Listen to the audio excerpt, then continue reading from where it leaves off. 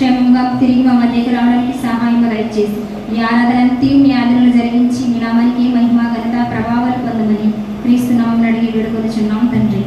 ఆమేన్. హల్లెలూయా. అందరూ కూడా లేచి నిలబడదామండి.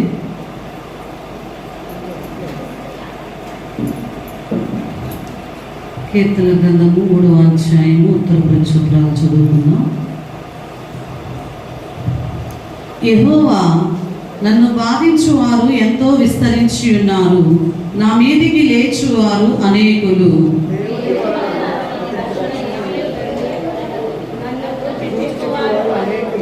యెహోవా, నీవే నాకు కేడముగాను, నీవే నాకు అతిశయాస్పదముగాను, నా తల ఎత్తువాడవుగాను ఉన్నావు.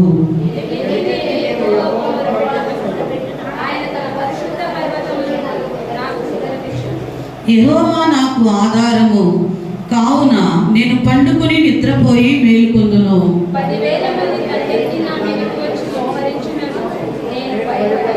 యెహోవా, లెమ్ము, నా దేవా, నన్ను రక్షింపుము. నా శత్రువులందరినీ దవడ ఎముక మీద కొట్టువాడవు నీవే, దుష్టుల పళ్ళు విరగగొట్టువాడవు నీవే.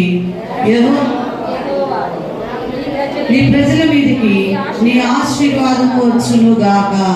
ఈ కొద్ది మాటలు దేవుడు దీవించి ఆశీర్వదించును గాక. ఆమె 2 చేతులు పైకెత్తి కళ్ళు మూసుకుని దేవుడు మనకు అనుగ్రహించున్న ఈ యొక్క ఆరోగ్యకరమైనటువంటి జీవితాన్ని బట్టి పరిశుద్ధాత్మ దేవుని ప్రతి ఒక్కరం కూడా 2 చేతులు పైకెత్తి కళ్ళు మూసుకుని స్వరమెత్తి దేవుని మహిమ పలుకుదాం.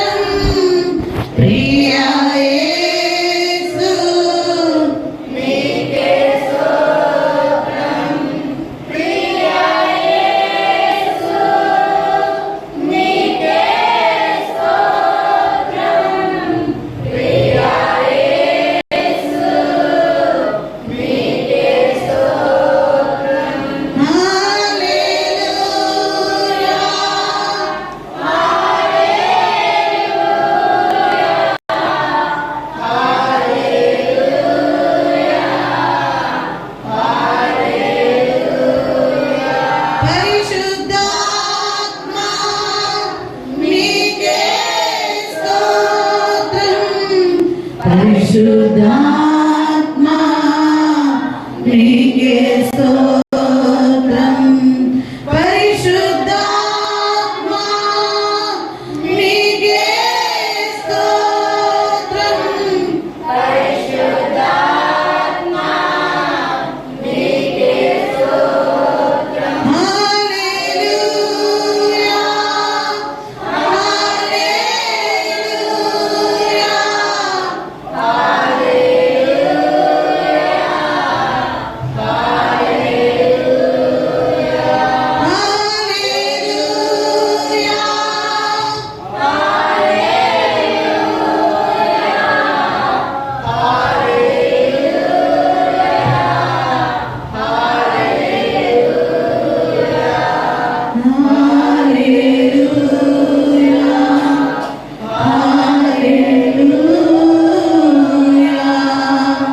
స్తుతుల సింహాసనం మీద ఆశ్రుడు అయిన మా రక్షకుడా, మీ శ్రేష్టమైన నామానికి వందనాలు చెల్లించుకుంటూ ఉన్నాం.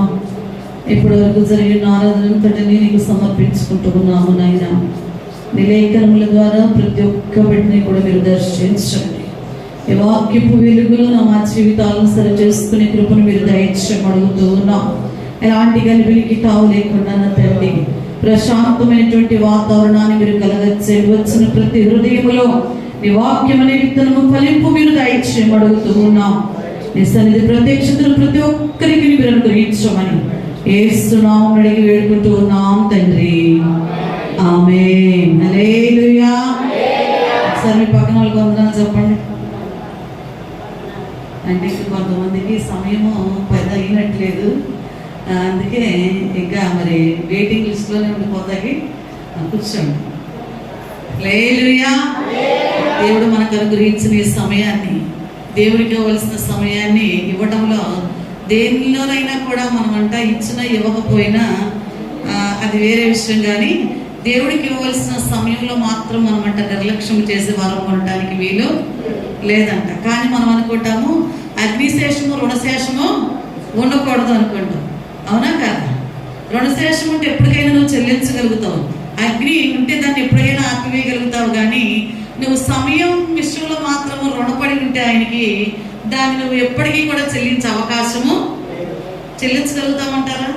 ఎందుకని రోజుకి 2:30 లేదా 2:15 గంటలు ఏసై అయితే నువ్వు కొన్ని రోజుల పాటు ఆ సమయాన్ని ఇవ్వకుండా నువ్వు దొంగిలించేసావు, నీ పనులకు వాడుకున్న నీవి రుణాన్ని చెల్లించగలవా? మేమండి ఇప్పుడు వరకు ఆయనకి ఏ రుణము సమయం విషయంలో లేవండి, ఎప్పటికప్పుడు చెల్లించాము. ఒకవేళ దాన్ని చెల్లించకపోయినా ఫ్యూచర్లో అయినా చెల్లించగలము అన్న వాళ్ళు ఉన్నారు మీలో? మేము ఎవరు కూడా సమయానికి ఆయనకి రుణపడి లేమన్న వాళ్ళు ఉన్నారంటారా? కానీ మనం మాత్రం భౌతికంగా రుణం ఉండకూడదని చూసుకుంటూ చాలా జాగ్రత్త పడతాం. ఇంకా భయం ఏంటో తెలుసా? 1,00,000 రూపాయలు కండి 4 సంవత్సరాలు వెనక చూసి చూడకపోతే 1,00,000 రూపాయలు వేసి మళ్ళా కట్టాలన్న భయం అండి అంటాం. అవునా కాదు? ఆ భయంతో అయినా ఎలాగైనా కట్టి వేస్తున్నాం. కానీ దేవుడి సమయం విషయంలో మాత్రము ప్రతి ఒక్కరు దొంగలుగానే ఎలా ఉంటున్నారంటండి? మీరు నా యొద్ద దొంగిలించునే, మలాకి గ్రంథకర్త అంటాడు కదా, మీరు ప్రతిష్టార్పణలను దశమ భాగంలో ఇక దొంగిలించునే ఉన్నారు. దాంతోపాటు మనం అందరం కూడా సమయం విషయంలో కూడా దొంగలుగానే ఉన్నామంటండి. హల్లెలూయా. అలా ఉండటము అది మంచి పద్ధతి కాదు. హల్లెలూయా. మనం గత ఆదివారం ఏం నేర్చుకున్నామండి? ఏమిటా? ఏం చేయాలని నేర్చుకున్నాం? చేతులెత్తుట దేనికి సాదృశ్యంగా ఉన్నదయ్యా అంటే ప్రార్థించుట, అభ్యర్థించుట, ప్రాధేయపడుట, అర్థించుట. అనగా మనం దేవుని సన్నిధిలో ఏం చేయాలంట? ప్రతి ఒక్కరము కూడా ప్రార్థన చేసినప్పుడు మోకరించి సాగిలపడి సాష్టాంగపడి నిలబడి ఇలా ఒక్కొక్క రకంగా చేస్తారు. కానీ ఆనాడు దేవదూతలు ఏం చేస్తున్నాయి? 2 చేతులు ఎత్తి ఒకసారి చేయండి. ఎలా చేశారు పోయిన ఆదివారం? ఎనపాటిలో ఒకళ్ళ వాయిస్ చేశారా? ప్రతిరోజు ఉదయం పని చేశారా? మరి వారం అంతా మీరు ఒకసారైనా చేశారా? నిజంగా చెప్పండి, మీ గుండెల మీద చేసుకుని చేసామండి అన్న వాళ్ళు ఉన్నారా? ఎందుకంటే ఈ చేతులు ఇచ్చిన దేవుడు దేవదూతల కంటే 6 రెక్కలు ఉంటే 2తో ముఖమును 2తో కాళ్ళను 2తో మాత్రం ఏం చేస్తున్నాయంట? అవి దేవుని ఆరాధన అటు ఇటు కదుపుతూ పరిశుద్ధుడు పరిశుద్ధుడు. వాటికి జ్ఞానం లేదా, వాటికి సౌందర్యం లేదా, వాటికి బలం లేదా. మనం అంటాం కదా, వృద్ధులండి ఎప్పుడు కూడా దేవుని స్తుతించుకుంటూ ఉంటారంటే అంటాం. ఈ దేవదూతలు బలహీనులు కాదు, జ్ఞానహీనులు కాదు, శక్తి లేనివి కాదు, అంతకంటే మించి సౌందర్యం లేనివి కూడా కాదంటండి. జ్ఞానము, సౌందర్యము, బలము కలిగిన ఈ దేవదూతలు అంటే 2 చేతులు మాత్రము దేనికి ఉపయోగిస్తా ఉన్నాయంటే దేవుణ్ణి ఆరాధించడానికి మాత్రమే ఉపయోగిస్తున్నాయి. అంటే చేతులెత్తుట అనగా అర్థించుట లేదా ప్రార్థించుట. రెండవదిగా ప్రజలను ఆశీర్వదించుట. దేని కొరకు అంట? చేతులెత్తుట దేనికి సాదృశ్యం ఉందంటే ఆశీర్వదించుట కొరకు సాదృశ్యంగా ఉంది. మూడవదిగా ఆరాధించుట. నాలుగవదిగా అర్పించుట. ఏం చేయాలంట? అర్పించే వారముగా మనము ఉండాలి. మరి ఎంతమంది ఈ రీతిగా ఈ వారం అంతా మీరు ఆరాధన చేశారో, చేసిన వారి జీవితాల్లో దేవుడు తప్పకుండా గొప్ప కార్యాన్ని చేసే ఉంటాడు. హల్లెలూయా. మీ కార్యం జరగలేదు లేదా మేము పొందుకోలేదు అంటే కారణం ఏంటంటే మీరు చెప్పిన సూత్రాన్ని పాటించాలి. అంతేనండి. కొన్నిటికి కొన్ని సూత్రాలు ఉంటాయి, కొన్ని పద్ధతులు ఉంటాయి, కొన్ని విధానాలు ఉంటాయి. ఆ పద్ధతులను మనం పాటించకుండా నాకు దేవుడు ఇలా చేసేయాలి అలా చేసేయాలి అనుకోవడం అది భ్రమే. నువ్వు భ్రమలో ఉండిపోతేనే ఉంటావంట, కానీ ఆ భ్రమలోంచి బయటకు వచ్చే అవకాశము లేదు. ఎప్పుడైతే చెప్పిన మాటలు, దేవుని ఆజ్ఞలను, కట్టడలను, ఎవరైతే విధులను గైకొని వాటి ప్రకారము దేవుని సన్నిధిలో చేయగలుగుతారో వారి జీవితాలను దేవుడు అనేకులకు ఆశీర్వాదకరముగా ఉంచుతాడంట. హల్లెలూయా. ఈ రోజు మరొక మాటను నేర్చుకుందాం. నిర్గమకాండము 33వ అధ్యాయము 17వ వచనాన్ని చదువుకుందాం. కాగా యెహోవా నీవు చెప్పిన మాట చొప్పున చేసేదను, నీ మీద నాకు కటాక్షము కలిగినది, నీ పేరును బట్టి నిన్ను ఎరుగుదునని మోషేతో చెప్పగా. హల్లెలూయా. ఈ మాటలు ఎవరితో చెప్తున్నారు?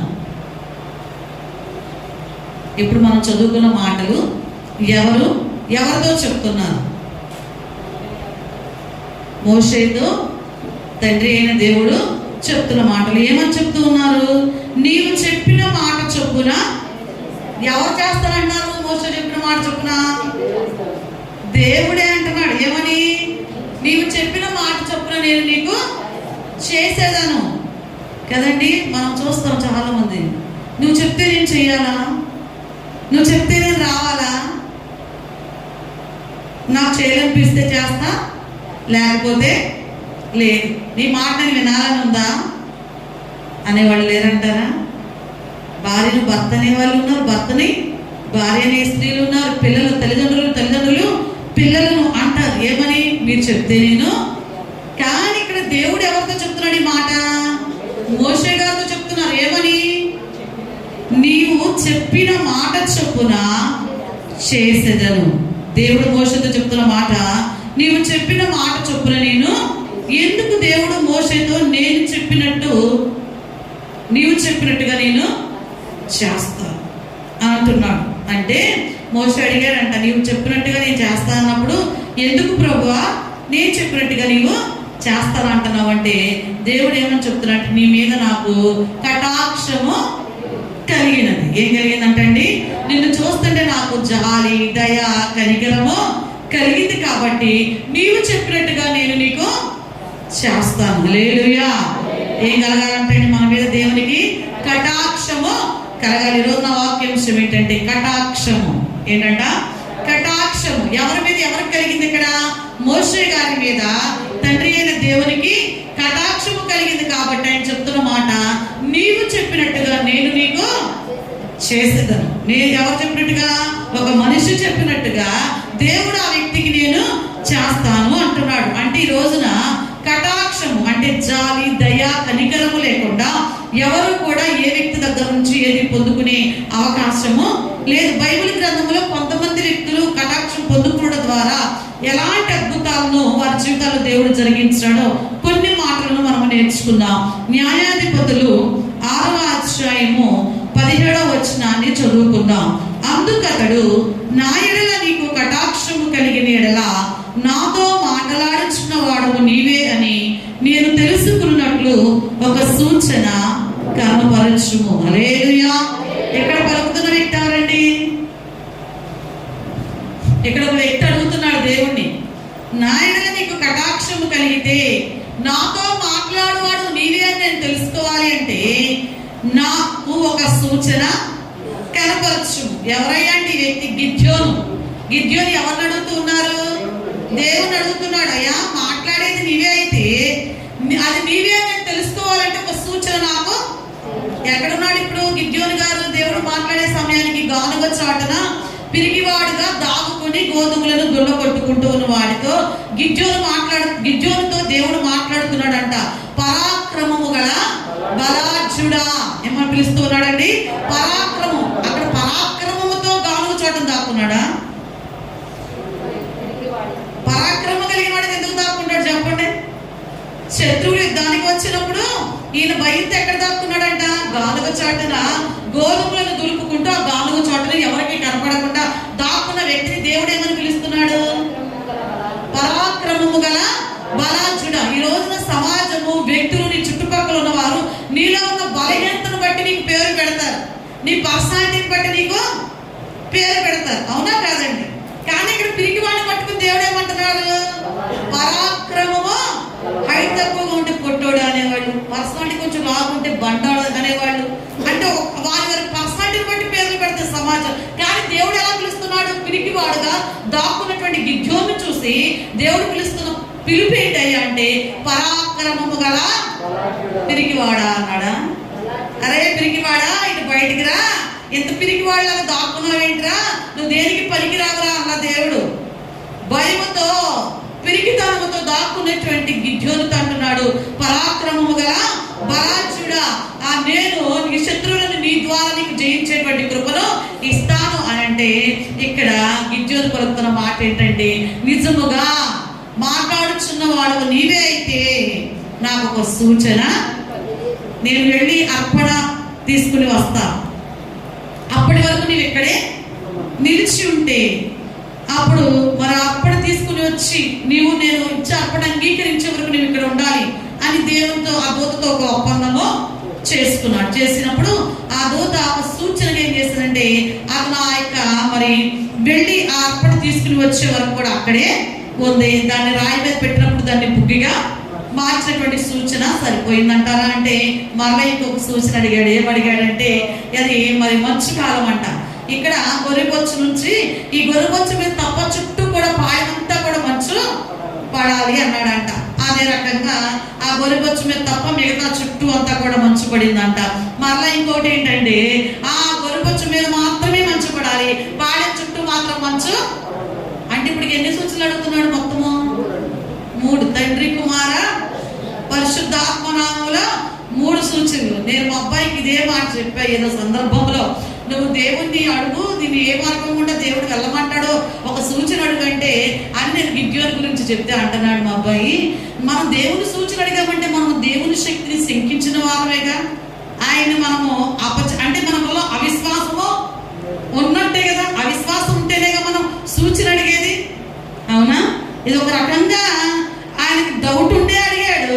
కానీ దేవుడు అక్కడ ఏం చేశాడయ్యా అంటే ఆ సూచనను ఎప్పుడు నా మీద నీకు కటాక్షం ఉంటే, జాలి దయ కనికరము నీవు కలిగి నా మీద ఉంటే నేను తెచ్చే అర్పణ నీవు అంగీకరించమన్నప్పుడు మరి కటాక్షము పొందుకున్నాడు కాబట్టి దేవుడు ఆ యొక్క అర్పణను అంగీకరించాడు. మరొక వ్యక్తి జీవితాన్ని చూస్తే రూతు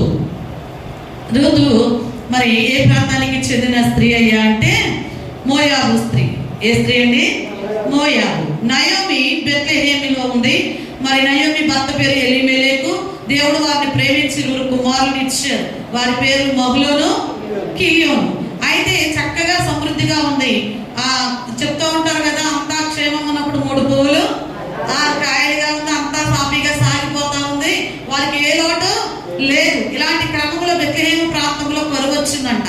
కరువు వచ్చినప్పుడు వీళ్ళు చేసిన పని ఏంటయ్యా అంటే వారింట్లో కరువు వచ్చిందని రాయాలి. అక్కడ బెత్లెహేము ప్రాంతంలోనికి కరువు వచ్చింది, ఇంకేముందో మా ఇంటికి కూడా కరువు వస్తుందని ఈ నయోమి గారు ఏం చేశారయ్యా అంటే తట్టబట్ట సర్దుకొని పచ్చగా ఉన్న మోయాబుకి వెళ్ళిందంట. వెళ్ళిన తర్వాత అక్కడ మరి తన 2 కుమారులకు భర్తలు కోల్పోయింది, 2 కుమారులకు పెళ్లి చేసింది కొంతకాలానికి 2 బిడ్డలను కోల్పోయింది. ఈ క్రమంలో మరి నయోమి తన యొక్క స్వదేశాన్ని గురించి వింది. నేను అక్కడి నుంచి వచ్చినప్పుడు కరువు ఉందని విన్నాను, ఇప్పుడేమో అంతా సమృద్ధిగా ఉందంట, అందరూ కూడా మంచిగా బ్రతుకుతూ ఉన్నారంట అని విని ఇప్పుడు ఇంకేం ఆశ కలిగిందంటే నేను నా స్వదేశానికి. గమనించండి, దేవుడు మనకిచ్చిన సమృద్ధిని బట్టో మనకిచ్చిన కొదువును బట్టో మనం ఉండవలసిన స్థలం మీద నిర్ణయించబడదండి. మీరుంటున్న స్థలము మీకు ఇన్న సమృద్ధి కొదువును బట్టో కాదు, మనకు దేవుడు ఒకటి ఏర్పాటు చేశాడు. అక్కడే ఉండి మనం ఏం చేయాలి? లోటైనా సమృద్ధి అయినా కరువైనా ఉపద్రవమైన శ్రమ అయినా ఇరుకైనా అక్కడే నుంచి మనం ఎదుర్కొనే వారముగా. అంటే మనమే ఏం కావాలంటే ఈరోజు ఒక స్థిరమైన భక్తి విధానము, చావైనా బ్రతుకైనా కూడా క్రీస్తు కొరకు బ్రతికే వారముగా మనము ఉండాలి తప్ప దేవుడు సమృద్ధి ఇచ్చినప్పుడు యేసుక్రీస్తే దేవుడు అని ఎప్పుడైతే కొదవచ్చుదో ఈ దేవుడు కాదని అనటానికి వీలు లేదు. రొట్టెలకు నిలయముగా సాదృశ్యము ఉన్న బెత్లెహేము ప్రాంతాన్ని విడిచిపెట్టి సమృద్ధిగా ఉంది మోయాబు శాపగ్రస్తమైన ప్రాంతానికి వెళ్ళింది.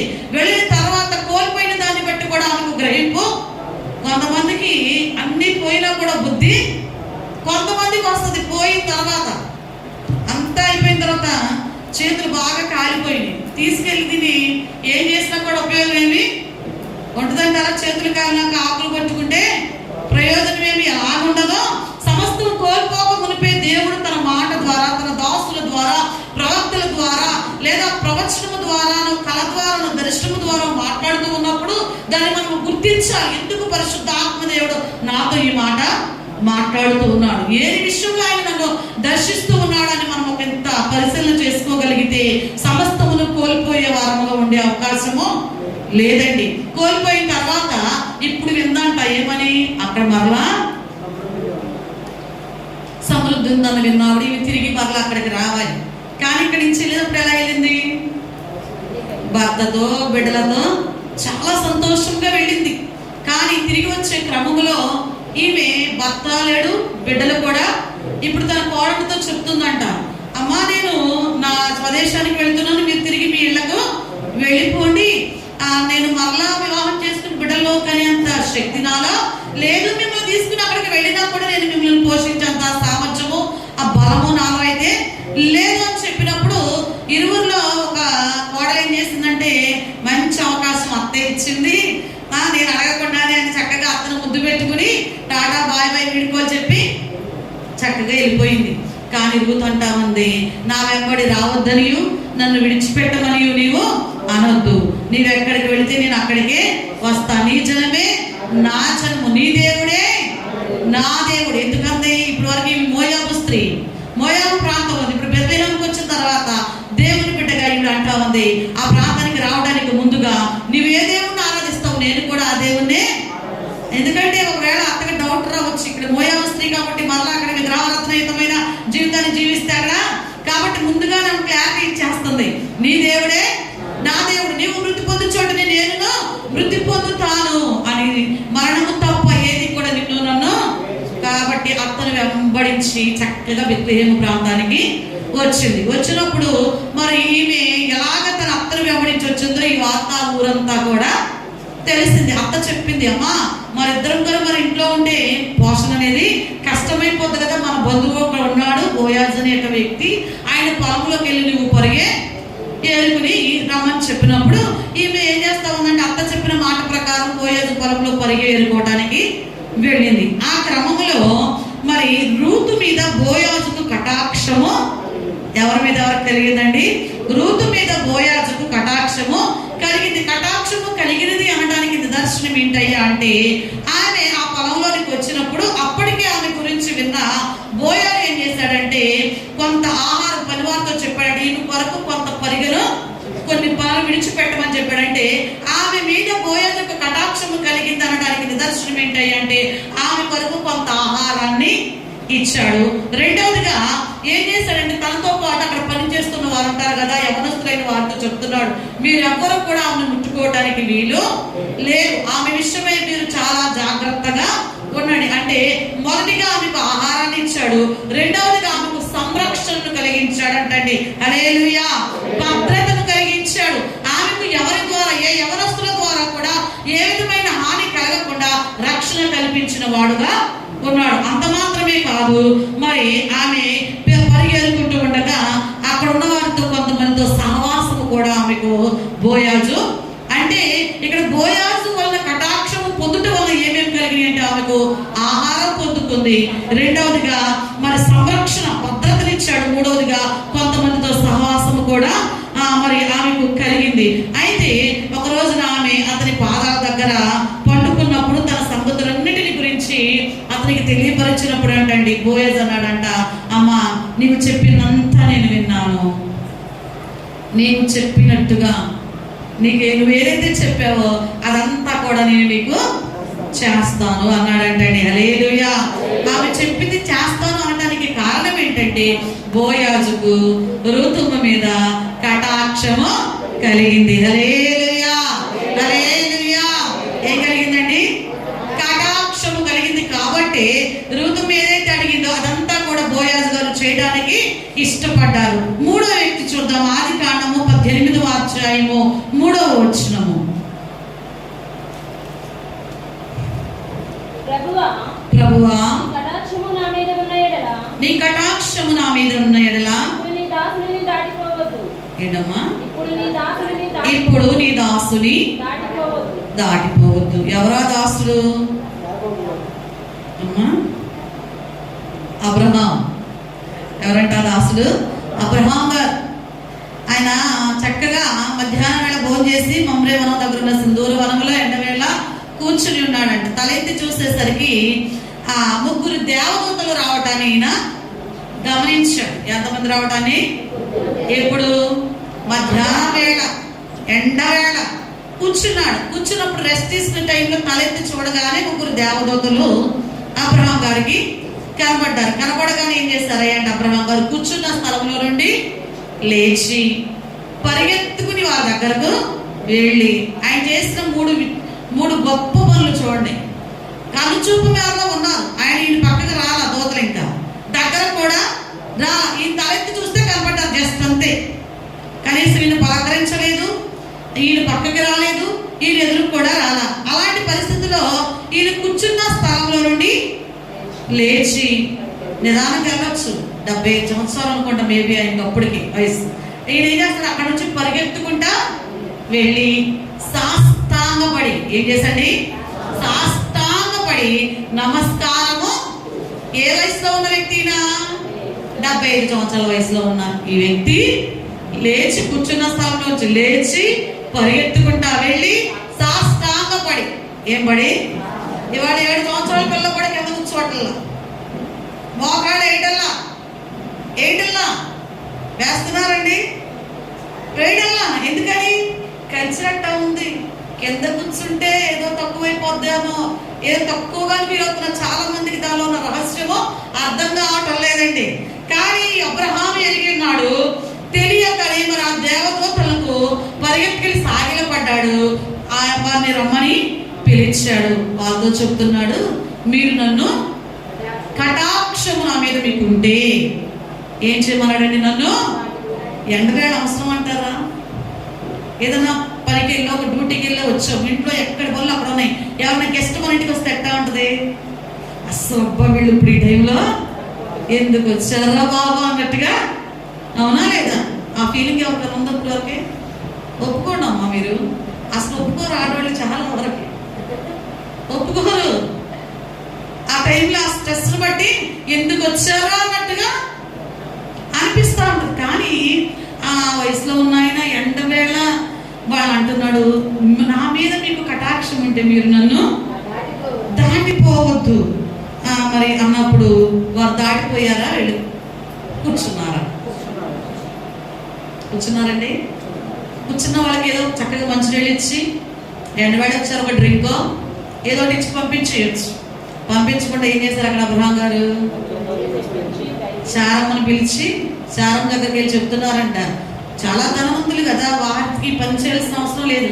కానీ శారమ్మ దగ్గరికి వెళ్ళి చెప్తున్నారంట, పర్టికులర్గా ఇదిగో ఈ 3 మానికల పిండి తీసుకురా, తీసుకొచ్చి నీ చేతులతో నువ్వే ఈ సైజులో ఇవి 5 ఐటమ్స్ కలిపి ఫ్రెష్గా నువ్వే ఈ పని చేయాలి.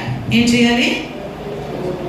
ఇవాళ ఒక 10,000 సంపాదించే స్త్రీలు ఇంటికి వచ్చినాక భర్త వేడివేడి అన్నం ఎందుకు వండలేదంటే మాట్లాడుతుంటే తెలుసా, నేను కూడా నీకులా కష్టపడే వస్తున్నా, నేనేమి ఇంట్లో ఏమి వచ్చేవాటల్లా, ఎందుకు చేయాలి? వెళ్ళి బయటికి వెళ్ళి తెచ్చుకో. ఏంటి? బయటికి వెళ్ళి తెచ్చుకో. ఇంకెక్కువగా మాట్లాడితే అది కూడా ఉండదు. తింటే తిను, లేకపోతే లేదు. కానీ శారమ్మ మరి 72 మేబీ 10 సంవత్సరాలు గ్యాప్ అన్నట్టు చెప్తున్నారు కదా. ఏమని 100 సంవత్సరాల వయసులో అబ్రహాంకి ఇస్సాకు పుట్టాడు, అప్పటికి శారమ్మకు 90 అంటే మరి ఆయనకి 75 అంటే ఇంకా 65 ఉంటాయి ఇక. ఈ వయసులో ఇప్పటికిలాగా రెడీమేడ్గా చపాతీలు, రెడీమేడ్గా ఇడ్లీ పిండి దోశ పిండిలు లాగా, రెడీమేడ్గా పరోటా లాగా ఏది కూడా రెడీమేడ్గా కాదు. పిండి కూడా మనకులాగా ప్యాకెట్లో అప్పుడు లేదంట. అప్పటికప్పుడు వాళ్ళు గోధుమల్లో విసిరి పిండి చేయాలంట. ఎంతమంది చేయగలుగుతారు? ఇప్పుడు ఈ రోజు గెస్ట్గా మీ ఇంటికి 10 మంది వచ్చారు. ఇప్పటికిప్పుడు మీరు గోధుమలతో పిండి విసిరి ఆ 10 మందికి చపాతీలు చేయాలి. నేను చేస్తాను అన్న వాళ్ళు ఉన్నారా? మీకు చివరిలో పని అప్పగిస్తా చేస్తానన్న వాళ్ళకి అసలు ఎత్తరే కదా, మొహవాటం కొద్దిగా ఎత్తుదాం అనుకున్నారు. కానీ పాస్టర్ గారు పని అప్పగిస్తాను కాబట్టి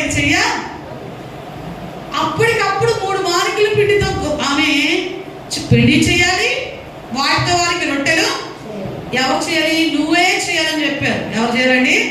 నువ్వే చేయాలి అని చెప్పి, సరే ఈయన పని వారికి చెప్పి మందలో నుంచి ఒక దూడ తీసుకురామని చెప్పొచ్చు. ఈయన స్వయంగా వెళ్ళంట ఒక లేత దూడను తీసుకుని వచ్చి వారికి మంచిగా భోజనం వండించి, వాళ్ళు తినేవారు కూడా నించునే ఉన్నాడంటండి. ఎవరు తినేవారికి? దూతలు ముగ్గురు తినే వరకు కూడా నుంచునే. అదంటండి మనం వచ్చిన వ్యక్తిని, రిసీవ్ చేసుకున్న వ్యక్తికి వడ్డించేప్పుడు మనం ఇచ్చే గౌరవం అంటారు. ఇప్పుడు ట్రెండ్ ఎట్లా ఉంటుందో తెలుసా? మేము కూడా మీతో పాటే కూర్చుంటాం, అదే ఎంగిల్ చేద్దాం, పెట్టేస్తాం, తిని అందరం కలిసి తింటేనే హ్యాపీ అంటాం. అసలు గౌరవం ఏంటంటే ఒక గెస్ట్ని మనము రిసీవ్ చేసుకున్నప్పుడు అక్కడ ఏం పెట్టామా కాదు, పెట్టిన దానిలో శ్రేష్టమైనది మనము చేయగలుగుతున్నామా? రెండు, ఇచ్చే గౌరవం ఎలా ఉంటూ ఉన్నది, ఆ యొక్క విధానంగా అర్థమైపోతా ఉంటుందంట. ఇక్కడ అలా చేసినప్పుడు మరి వాళ్ళు తిన్నారు, తిరిగి వెళ్ళిపోవాలి కదా, అలా తిరిగి వెళ్ళిపోవాలా? ఎందుకని? మీరు గమనించిన దేవుని నామం పేరట మీరు ఎవరికి ఏది చేసినా కూడా అది తీసుకున్న వెళ్ళిన వాళ్ళు ఊరికి తిరిగి వెళ్ళిపోరు. అప్పుడు అడుగుతూ ఉన్నారు దూతలు, నీ భార్య అయినా శారా ఎక్కడ అన్నప్పుడు ఆమె మరి ఇంతవరకు లాగా స్త్రీలు బయటకు వచ్చేటువంటి రోజులు కాదు కాబట్టి ఆమె తలుపు లోపల, ఇంటి లోపల ఉంది, గుడారంలో ఉంది. ఉన్నప్పుడు చెప్తూ ఉన్నారట, మరుసటి ఏట ఈ ఋతువున నీకోగిట అడగలేదు. అబ్రహాము శారా గారిని అడగలా. గమనించండి మీరు, మేము భోజనం పెట్టాక మేము ఆతిథ్యం ఇచ్చాక మమ్మల్ని దీవించండి దీవించండి అని అడగలా. వాళ్ళు అడిగారా? అడిగారమ్మా, మాట్లాడరేంటమ్మా? అడిగారా? మీతో ఎప్పుడు చెప్పారో అడిగారు వాళ్ళు వచ్చని? అడగలా. అడగక మునిపే వారు ఏం చెప్తున్నారు? దేవుని నామం పేరటంట వచ్చిన వారికి మీరు గిన్నెడు చన్నీళ్ళు ఇచ్చినా కూడా దాని ప్రతిఫలాన్ని పోగొట్టుకోరు. అప్పుడు ఆ దూతలు చెప్తున్నారు, మరుసటి ఏట ఈ ఋతువున నీకోగిట కుమారుంటాయిట అన్నదంట చారమ్మ. ఎందుకని? నేను ముసలిదాన్ని అయిపోయాను, ఇంకా నాకు బిడ్డలు ఎలాగా పుడతారు, ఆవిడ అలాగే చెప్తారు. కొంతమంది శాపలు చెప్పే మాట కూడా అలాగే నవ్వుతా ఉంటారు. కొంతమంది అదే మాటను పట్టుకుని ప్రార్థన చేసే వాళ్ళు కూడా, ఎవరైతే ఆ మాటను నమ్మి విశ్వసిస్తారో వారి జీవితాల్లో అద్భుతాన్ని. అప్పుడు ఆ దూతలు అన్నారు, యెహోవాకు అసాధ్యమైనది ఏదైనా కాదా? ఆయనకు అసాధ్యమైనది ఉందంటారా? మనకు అసాధ్యమైన ఉన్నవి, అవునా? ఒక వైద్యుడికి అసాధ్యమైన ఉన్నవి, ఒక లాయర్కి అసాధ్యమైన కేసులు ఉంటాయి. కానీ పరమ వైద్యుడైన యేసయ్యకు అసాధ్యమైనది ఏది కూడా నేను ఇది చెయ్యలేను అని దేన్ని కూడా ప్రక్కన పెట్టే దేవుడైతే కాదు. అంటే అక్కడ ఆ రోజున దూతలు వారి దగ్గర ఆ యొక్క వారి ఆహ్వానాన్ని మన్నించి ఆ విందును స్వీకరించడానికి కారణం ఏంటంటే అబ్రహాము మీద వారికి కటాక్షము కలిగింది అనడానికి నిదర్శనముగా అక్కడ చూపించగలుగుతూ ఉన్నారండి. హల్లెలూయా, హల్లెలూయా. మరి మొదటిగా మనం నేర్చుకుంటూ వచ్చున్నాం. ఇక్కడ గిద్యోను అడుగుతున్నాడు, నా మీద నీకు కటాక్షం ఉంటే మాట్లాడుచున్న వాడు నీవే అని నేను తెలుసుకోవాలంటే ఒక సూచన అన్నాడు. కటాక్షం కలిగి ఉంది కాబట్టి దేవుడు సూచన చూపించాడు. రెండవదిగా బోయాజు రూతు మీద కటాక్షం చూపించాడు కాబట్టి ఆమెకు ఆహారాన్ని ఇచ్చాడు. మరి రెండవదిగా సంరక్షణ ఇచ్చాడు, సహవాసం కూడా ఇచ్చాడు. ఆమెతో ఇంకా అంటున్నాడు, నీవు నాతో చెప్పినవన్నీ కూడా నీకు. ఇక్కడ బోయాజు యేసుక్రీస్తు వారికి సాదృశ్యంగా ఉంటే రూతు సంఘానికి సాదృశ్యంగా ఉంది. ఈ రోజు మీరు దేవుడితో ఏదైతే అడుగుతూ ఉన్నారో దాన్ని తప్పకుండా దేవుడు మీకు చేస్తాడంటండి. హల్లెలూయా. మూడవదిగా మరి నాడు అబ్రహాము ఆ ముగ్గురు దూతలతో చెప్తున్న మాట, నీ కటాక్షము నా మీద ఉన్నలా నన్ను దాటిపోవద్దన్నప్పుడు చక్కగా కూర్చున్నారు. ఆయన ఇచ్చిన ఆతిథ్యాన్ని స్వీకరించారు. తిరిగి వెళుతూ వెళుతూ చెప్తున్నారు, ఒక శుభవార్త చెప్పేదారండి వాళ్ళకి. అప్పటి వరకు ఎన్నో సార్లు ఎన్నో మాటలు విని ఉంటారు. ఎంతమందితో తిరస్కరించబడి అవమానించబడి, శారా మా బిడ్డలు లేరు కదా, నువ్వు గొడ్రాలు కదా, నువ్వు పక్కకి పో, నువ్వు ఎదురు రాకూడదు, పొద్దున్నే నీ ముఖము చూడకూడదు, ఇలాంటి ఎన్నో అవమానాలు అనుభవించి ఉంటది. ఈ ఒక్క మాటతో వారి జీవితాన్ని దేవుడు మార్చివేశాడండి. హల్లెలూయా, హల్లెలూయా. మరొక వ్యక్తిని మనం చూస్తే ఆదికాండము 19వ అధ్యాయము 18వ వచనాన్ని చదువుకుందాం.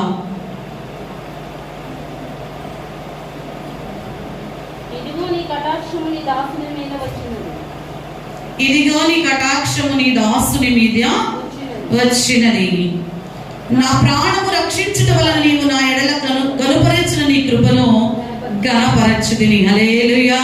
ఈ మాటలు ఎవరు పలుకుతూ ఉన్నారయ్యా అంటే, మరి అబ్రహాం గారితో ఆ దూతలు చెప్తా ఉన్న మాట ఏంటయ్యా అంటే, సొదొమ గొమొర్రా పట్టణాన్ని నాశనం చేయమని దేవుని యొద్ద నుండి మాకు సెలవు వచ్చింది, ఆజ్ఞ వచ్చింది, కాబట్టి మేము వెళుతూ ఉన్నామన్నప్పుడు దూతలతో అబ్రహాం బేరమాడాడు.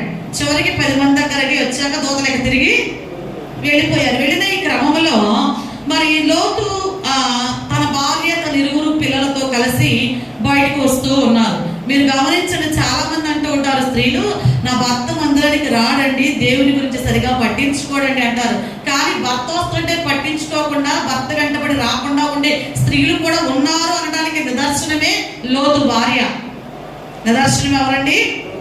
లోతు భార్య. భర్త తన బిడ్డలతో కలిసి రావాల్సిన ఈమెకు వెనక తిరిగింది. ఎందుకంటే ఈమెకు ఉన్న సందేహం ఏంటంటే, దేవుడు అబ్రహాం గారికి వాగ్దానం చేశాడు, 25 సంవత్సరాల వరకు పిల్లలు కలగలేదు కదా, ఇప్పుడే చెప్పాడు, ఇప్పుడే జరుగుతుందా అన్న ఆలోచన ఉండొచ్చు.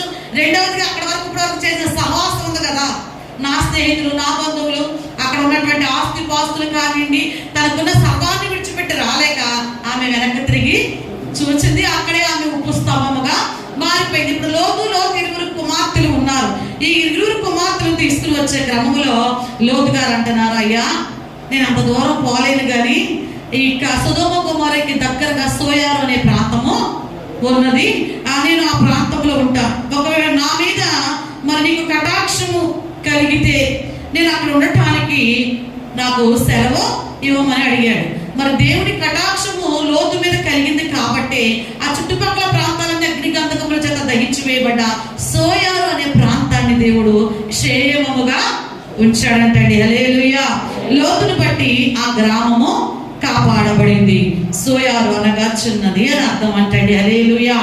ఇప్పుడు మనం నేర్చుకున్నటువంటి మాటలలో దేవుని కటాక్షం ఉంటే అది అగ్ని గంధము లాంటి శ్రమ కానివ్వండి, లేదా కుటుంబంలో కొన్ని మనం ఎక్స్పెక్ట్ చేయనటువంటి సందర్భాలు ఎదురైన పరిస్థితులు కానివ్వండి, వీటన్నిటిలో కూడా దేవుడు అంట మిమ్మల్ని క్షేమముగా సురక్షితముగా నిలబెట్టి విజయముతో సమృద్ధితో నింపే దేవుడు అంటండి. హల్లెలూయా.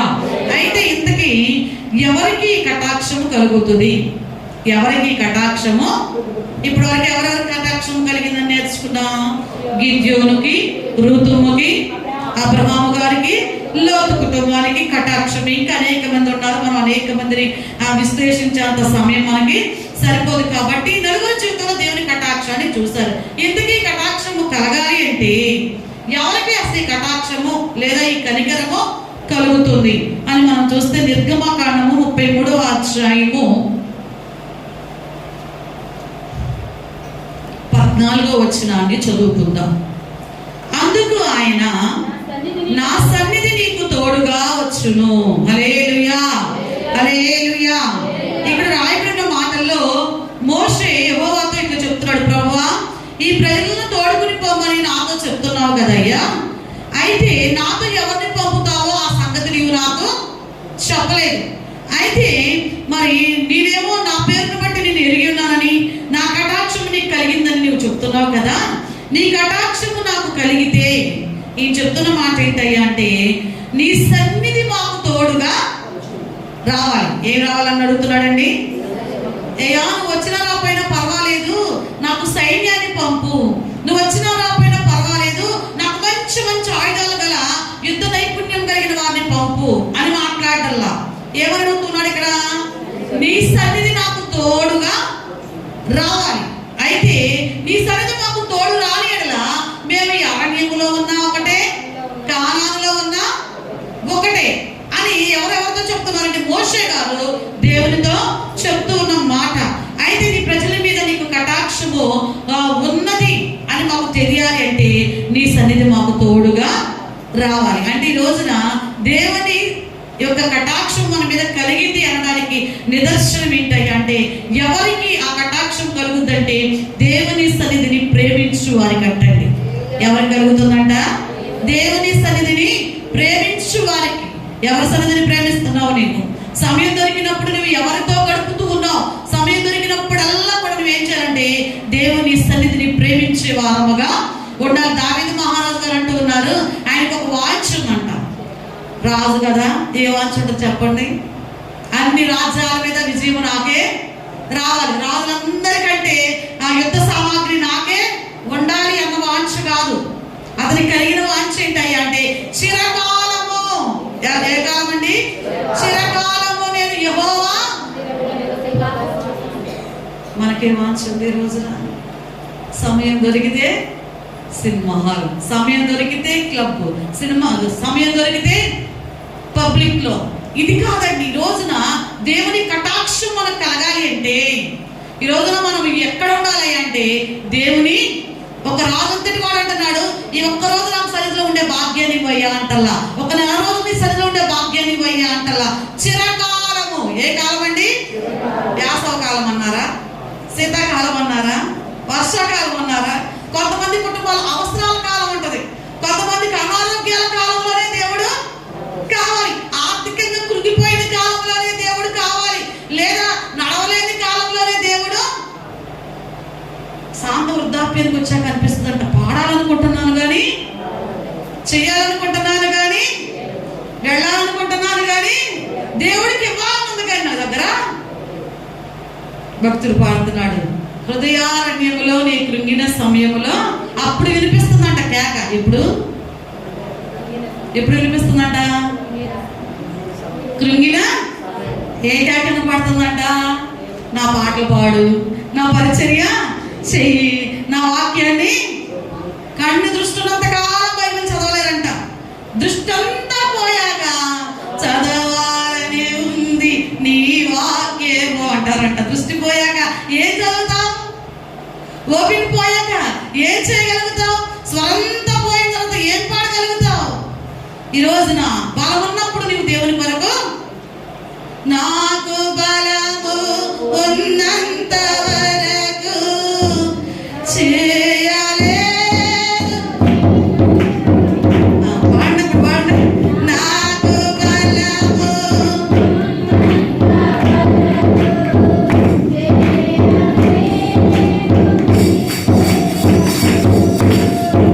బలమంతా పోయాక,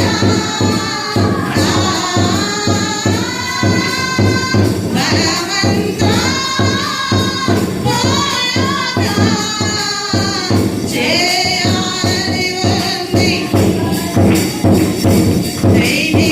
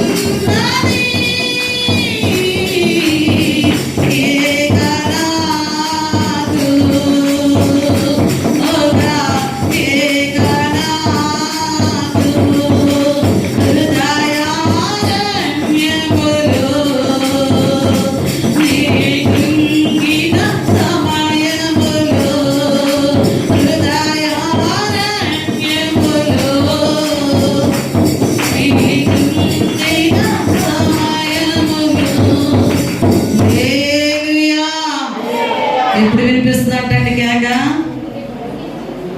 ఇవి ఏ రకంగా కృంగినప్పుడు? బలమంతా అయిపోయినాక. ఏమంతా? బలమంతా అయిపోయినాక, దృష్టంతా పోయాక, ఉన్న స్వరము మాట కూడా రానప్పుడు, ఉన్న ధనమంతా కరిగిపోయినాక, కాలు చేతులుగా ముందుకు వచ్చాక ఇప్పుడు వినిపిస్తుంది అంటారంట. దేవుడు నాతో మాట్లాడాడండి, దేవుడి పరిచర్య చేయమని ఒప్పుకున్నప్పుడు ఏమైపోయావు? అప్పుడు డ్యూటీ అండి. ఏంటండి? చదువండి, జాబ్ అండి, ఫ్యామిలీ ప్రాబ్లమ్స్ అండి, మా పిల్లలండి. సేవ పరిచర్యలో పెద్ద పాస్టర్ కాలంలో ఒక రుద్రాలు అనేది, దేవుడు నాతో మాట్లాడాడయ్యా, బల్లాలో సంస్కారాలు నన్నే ఏమంటున్నాడు అనేది. ఏంటంట? దేవుడంట సంస్కారాలు నావనే ఏమని మాట్లాడుతున్నాడంట. ఎప్పుడండి? ఇంట్లో వాళ్ళు తరిమేసినప్పుడు, అందరికి అసహ్యం అయిపోయినప్పుడు, ఈ కాడు మాతో రానప్పుడు, మనకి మూడవ కాలు అవసరమైనప్పుడు, ఇంకొక 2 కళ్ళు అవసరమైనప్పుడు, ఇప్పుడు దేవుని స్వరం వినపడుతుంది. కళ్ళు చక్కగా కనపడుతున్నప్పుడు వినపడుతుందా? కాళ్ళు పనిచేస్తున్నప్పుడు వినపడుతుందా? నీ నోరు మంచిగా మాట్లాడినప్పుడు ఈ స్వరం వినపడుతుందా? వినపడుతుంది. కానీ ఇప్పుడు విని కూడా విన్నట్టుగా ఉంటున్నావు. అంత అయిపోయాక మాట్లాడే వాళ్ళు ఉంటారు కదా మనతో, ఒక పక్కన ఉంటాం కదా, అప్పుడు వినపడుతుందని మనము. ఎంతమంది ఈ రోజున వినబడి కూడా వినపడినట్లుగా దేవుని పిలుస్తూ ఉన్న ఆ పిలుపుకి ఎంతమంది లోపడిన వారుగా ఈ రోజు ఉండిపోతూ ఉన్నారు. ఈ రోజు మన జీవితాలలో దావీదు మహారాజు అంటున్నాడు, జనాలు వెళ్దాము, జనులు వెళ్దుము రండి నాతో అయినప్పుడు నా హృదయం ఏమంటుందంట? ఎంతగానో. దేని కొరకు? ఎక్కడికి వెళ్దామని రమ్మన్నప్పుడు? బెంగళూరు ట్రిప్ వెళ్దాం అన్నప్పుడా? అప్పుడు అంటున్నాడా? ఎప్పుడు సంతోషించాడంట? చెప్పరేంటమ్మా? ఒక మంచి డిజర్ట్కి వెళ్దాం అన్నప్పుడా? షాపింగ్ మాల్కి వెళ్దాం అన్నప్పుడా? ఇవన్నీ అంటే మనకు సంతోషమే కదా. అది కూడా ఎవరన్నా ఫ్రీగా తీసుకెళ్తే ఇంకా సంతోషం. కానీ ఇక్కడ ఎప్పుడు సంతోషపడుతున్నాడండి ఈయన?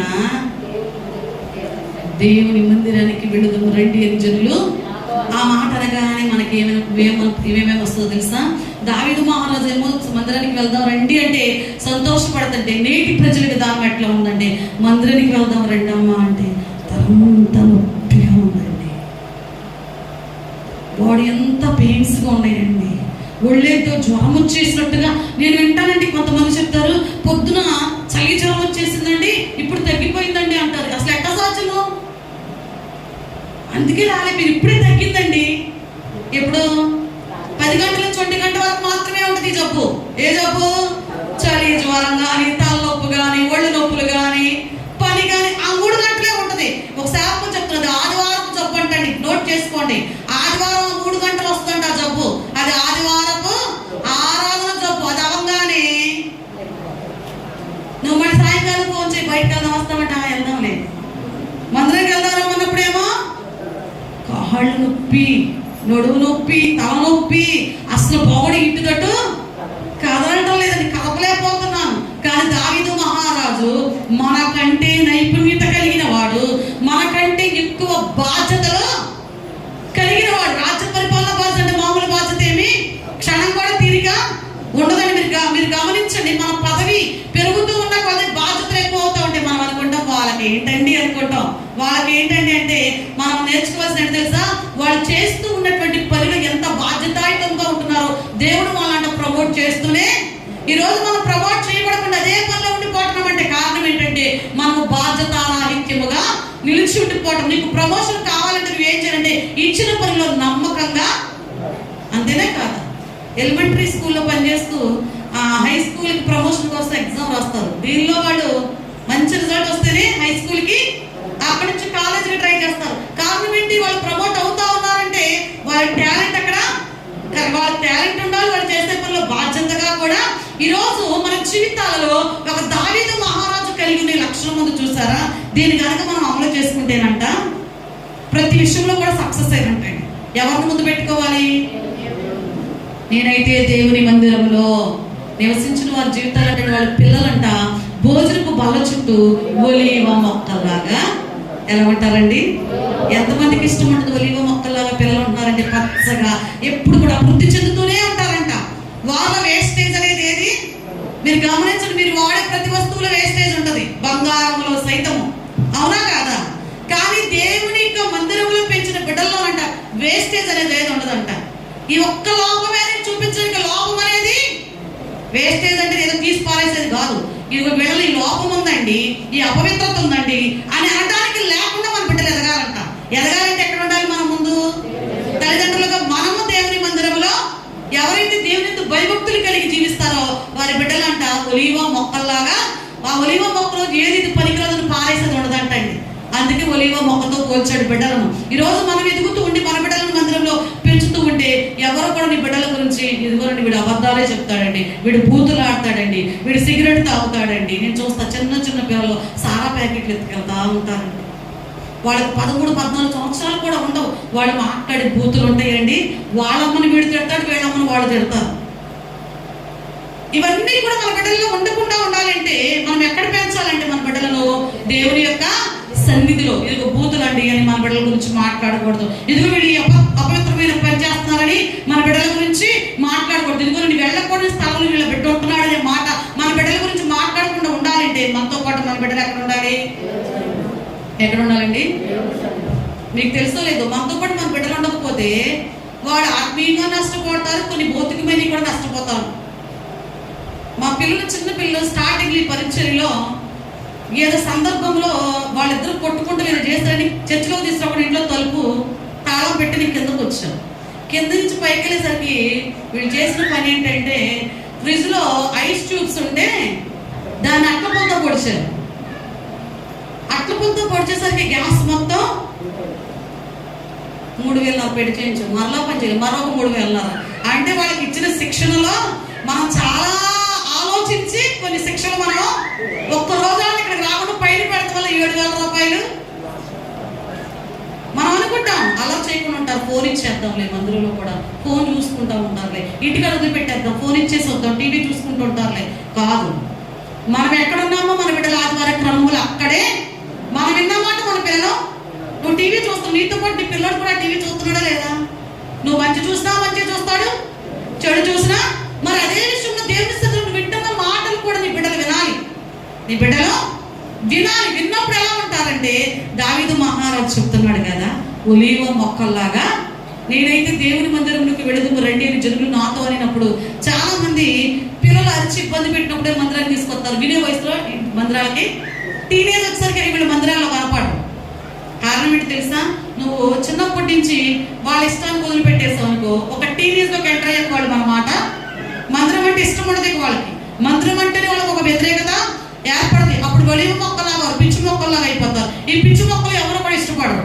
ఇష్టపడతారండి. మన పెరట్లో మల్లి తోట వేసాం. మల్లి తోట వేసినప్పుడు దాంతో పాటు దురదగొట్టు చెట్లు ఉన్నాయి. ఏం చేస్తారు మీరు?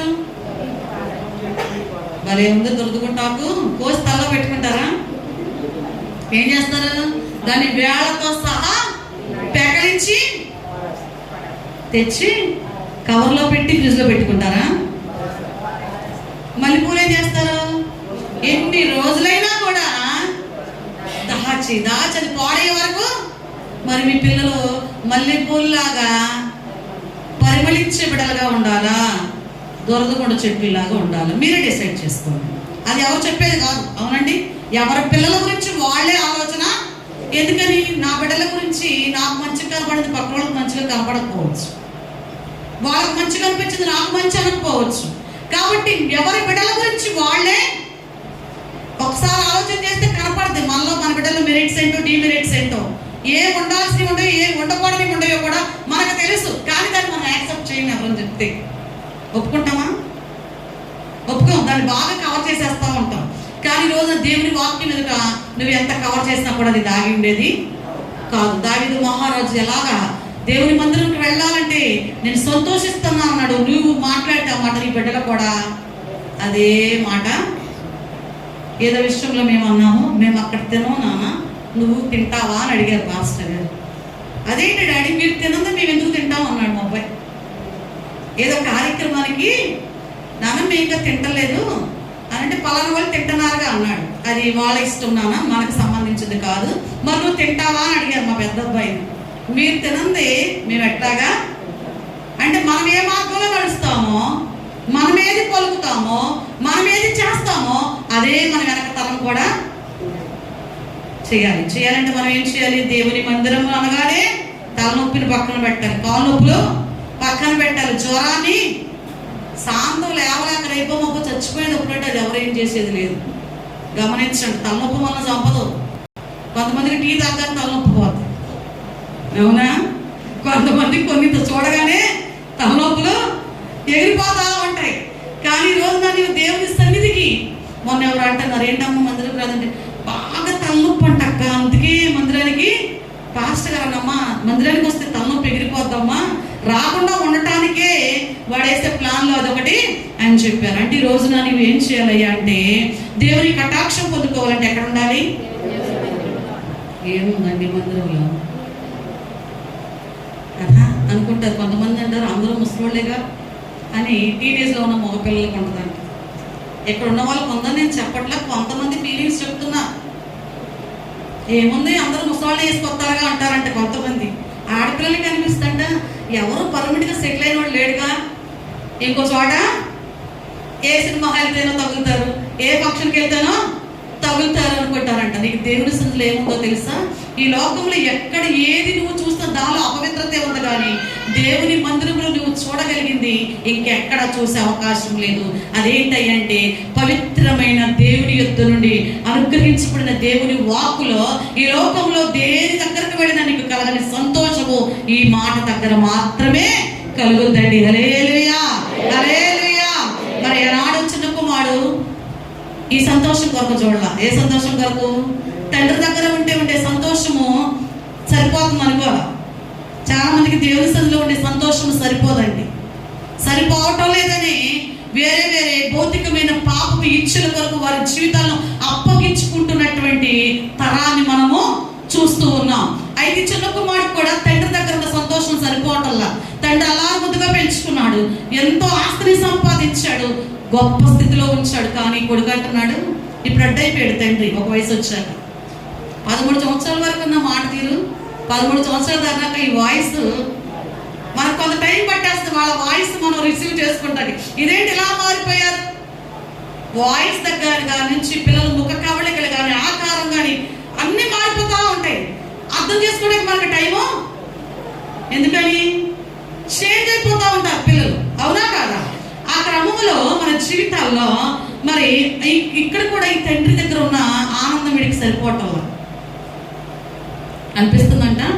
మా నాన్న దగ్గర ఉంటే అన్ని కండిషన్లుగా ఉన్నాయి, ఇంకా నాకు టీనేజ్ నా అంతరికి నేను బ్రతకగలిగేటువంటి, నిజంగా మాట్లాడుకుందామండి, మనంతరికి మనం బ్రతకగలిగేటువంటి శక్తి ఎవరి ద్వారా మనం పొందుకున్నామంటారు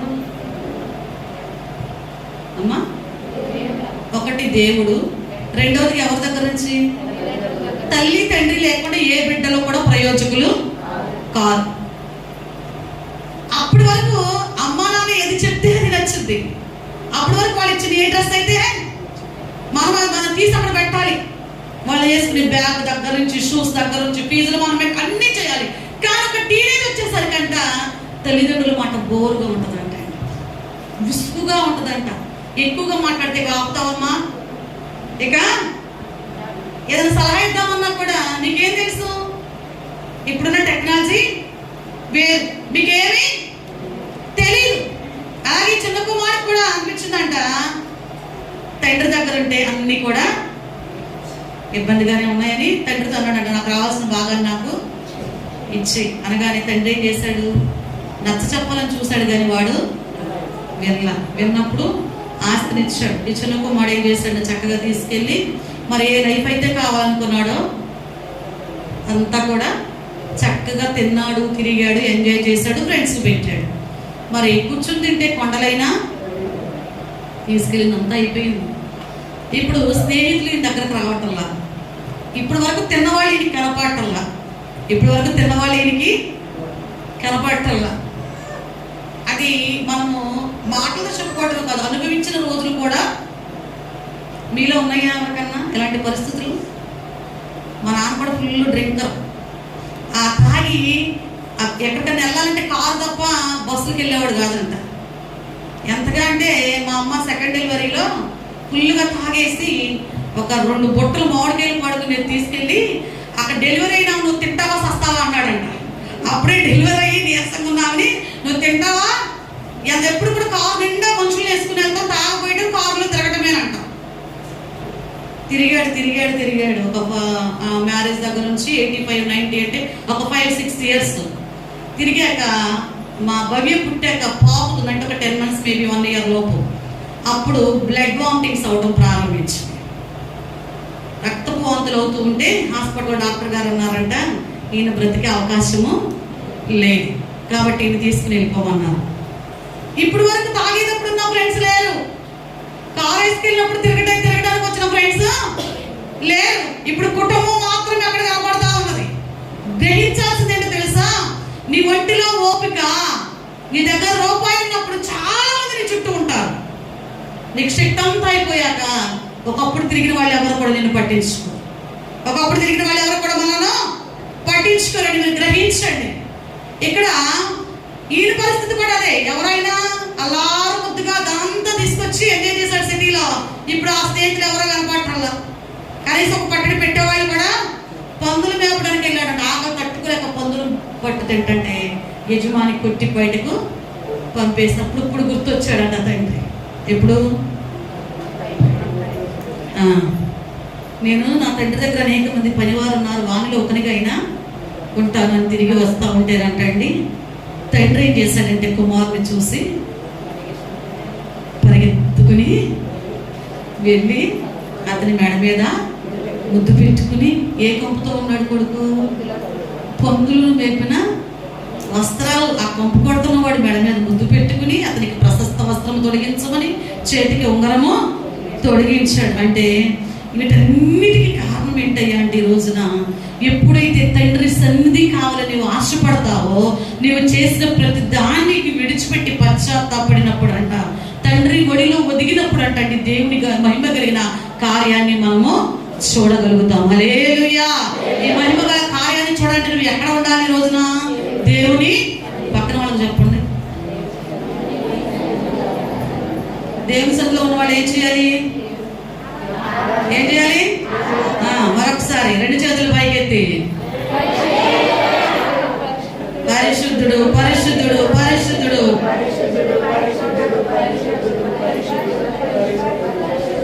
ఆమేన్. ఎక్కడ ఉండాలి మనం అందరం కూడా?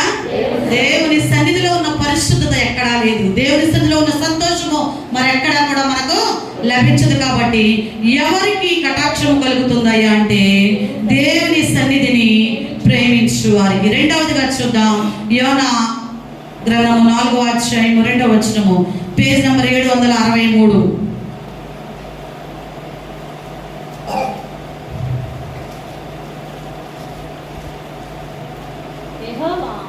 నేను నా దేశమందుండగా ఇట్లు జరిగినని నేను అనుకుంటుని కదా, అందువలననే నీవు కటాక్షమును జాలియును బహుశాంతమును అత్యంత కృపయు గల దేవుడివై ఉండి పశ్చాత్తాపపడి కీడు చేయక మానదువని. హల్లెలూయా.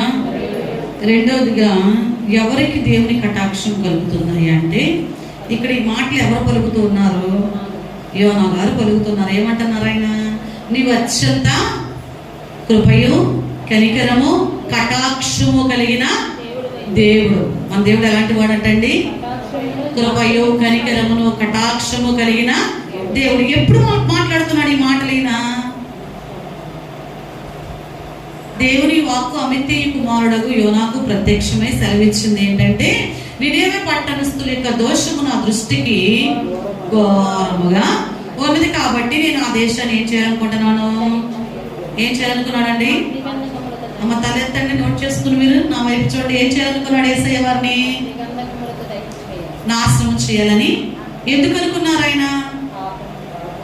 జనుల యొక్క పాపము దేవుని దృష్టికి బహుఘోరముగా ఉన్నందువలన ఈ మాటను తీసుకుని వెళ్ళి మరి అక్కడున్న ప్రజలకు చెప్పమని యోనా గారికి చెప్పాడు దేవుడు. చెప్పినప్పుడు మరి ప్రవక్త కదా, గొప్ప ప్రవక్త అయినటువంటి యోనా, మరి దేవుడు చెప్పింది నువ్వు నినేవే పట్టణానికి వెళ్ళాయా అన్నాడు. యోనా గారు ఏం చేశారంటే, తర్షీషుకు వెళ్ళేటువంటి వాడ అడ్రస్ తెలియలేదంటారా? కొన్నిసార్లు కొంతమంది బస్సు ఎక్కి దిగేస్తారు సగం దూరం వెళ్ళాక. ఏంటంటే ఈ బస్సు అనుకోకుండా వెళ్ళదు అంటే వాళ్ళు తెలియక ఎక్కారు. కొంతమంది ఆ పేరు చదవడం రాక ఎక్కుతారు, కొంతమంది ఏదో అనాలోచితంగా ఎక్కేస్తారు. ఇక్కడ యోనా తర్షీషుకు వెళ్ళే వాడ అడ్రస్ తెలియక ఎక్కాడా, చదవటం రాక ఎక్కాడా, మతి స్థిమితం లేక ఎక్కాడా?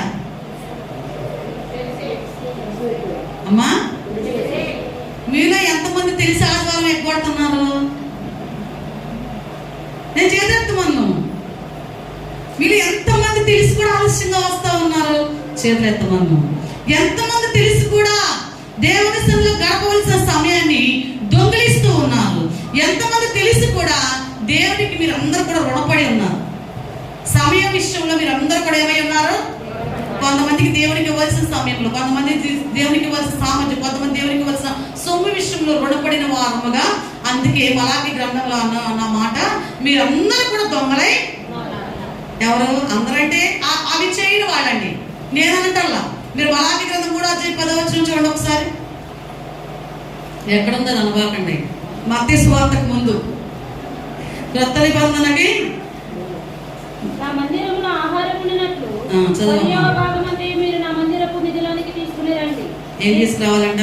10వ భాగం. ఇంకా దీన్ని చేసి మీరు నన్ను శోధించిన యెడల నేను ఆకాశపు వాక్యములను విప్పి పట్టజాలనంత విస్తారముగా దీవెనలను కురిపించెదనని. ఆమేన్. పట్టజాలంత విస్తారమైన దీవెనలు మీలో ఎంతమందికి కావాలి?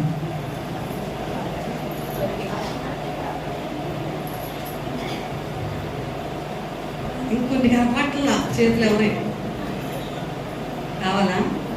మరి ఎందుకు దొంగిలిస్తున్నారు?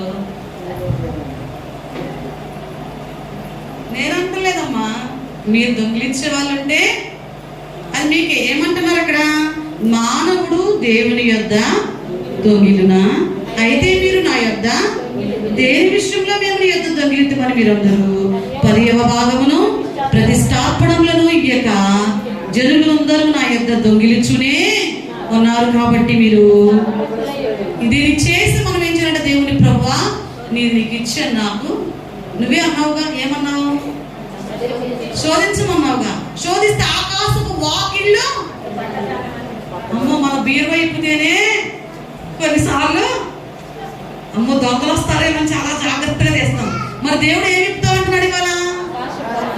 ఆకాశము అని ఆ ధననిధిని తెరిచంట నిన్ను ఎలా దీవిస్తాడంటే, నువ్వు పట్టుకోవడానికి నా వల్ల కావటం లేదు, లాకర్లు కూడా నా ఇల్లు కూడా సరిపోవటం లేదు, ఇక నాకు అవసరం లేదయ్యా అన్నంత వరకు ఈ దీవెన కావాలి అంటే దేవుడు చేయమన్నది ఏం చేయాలమ్మా?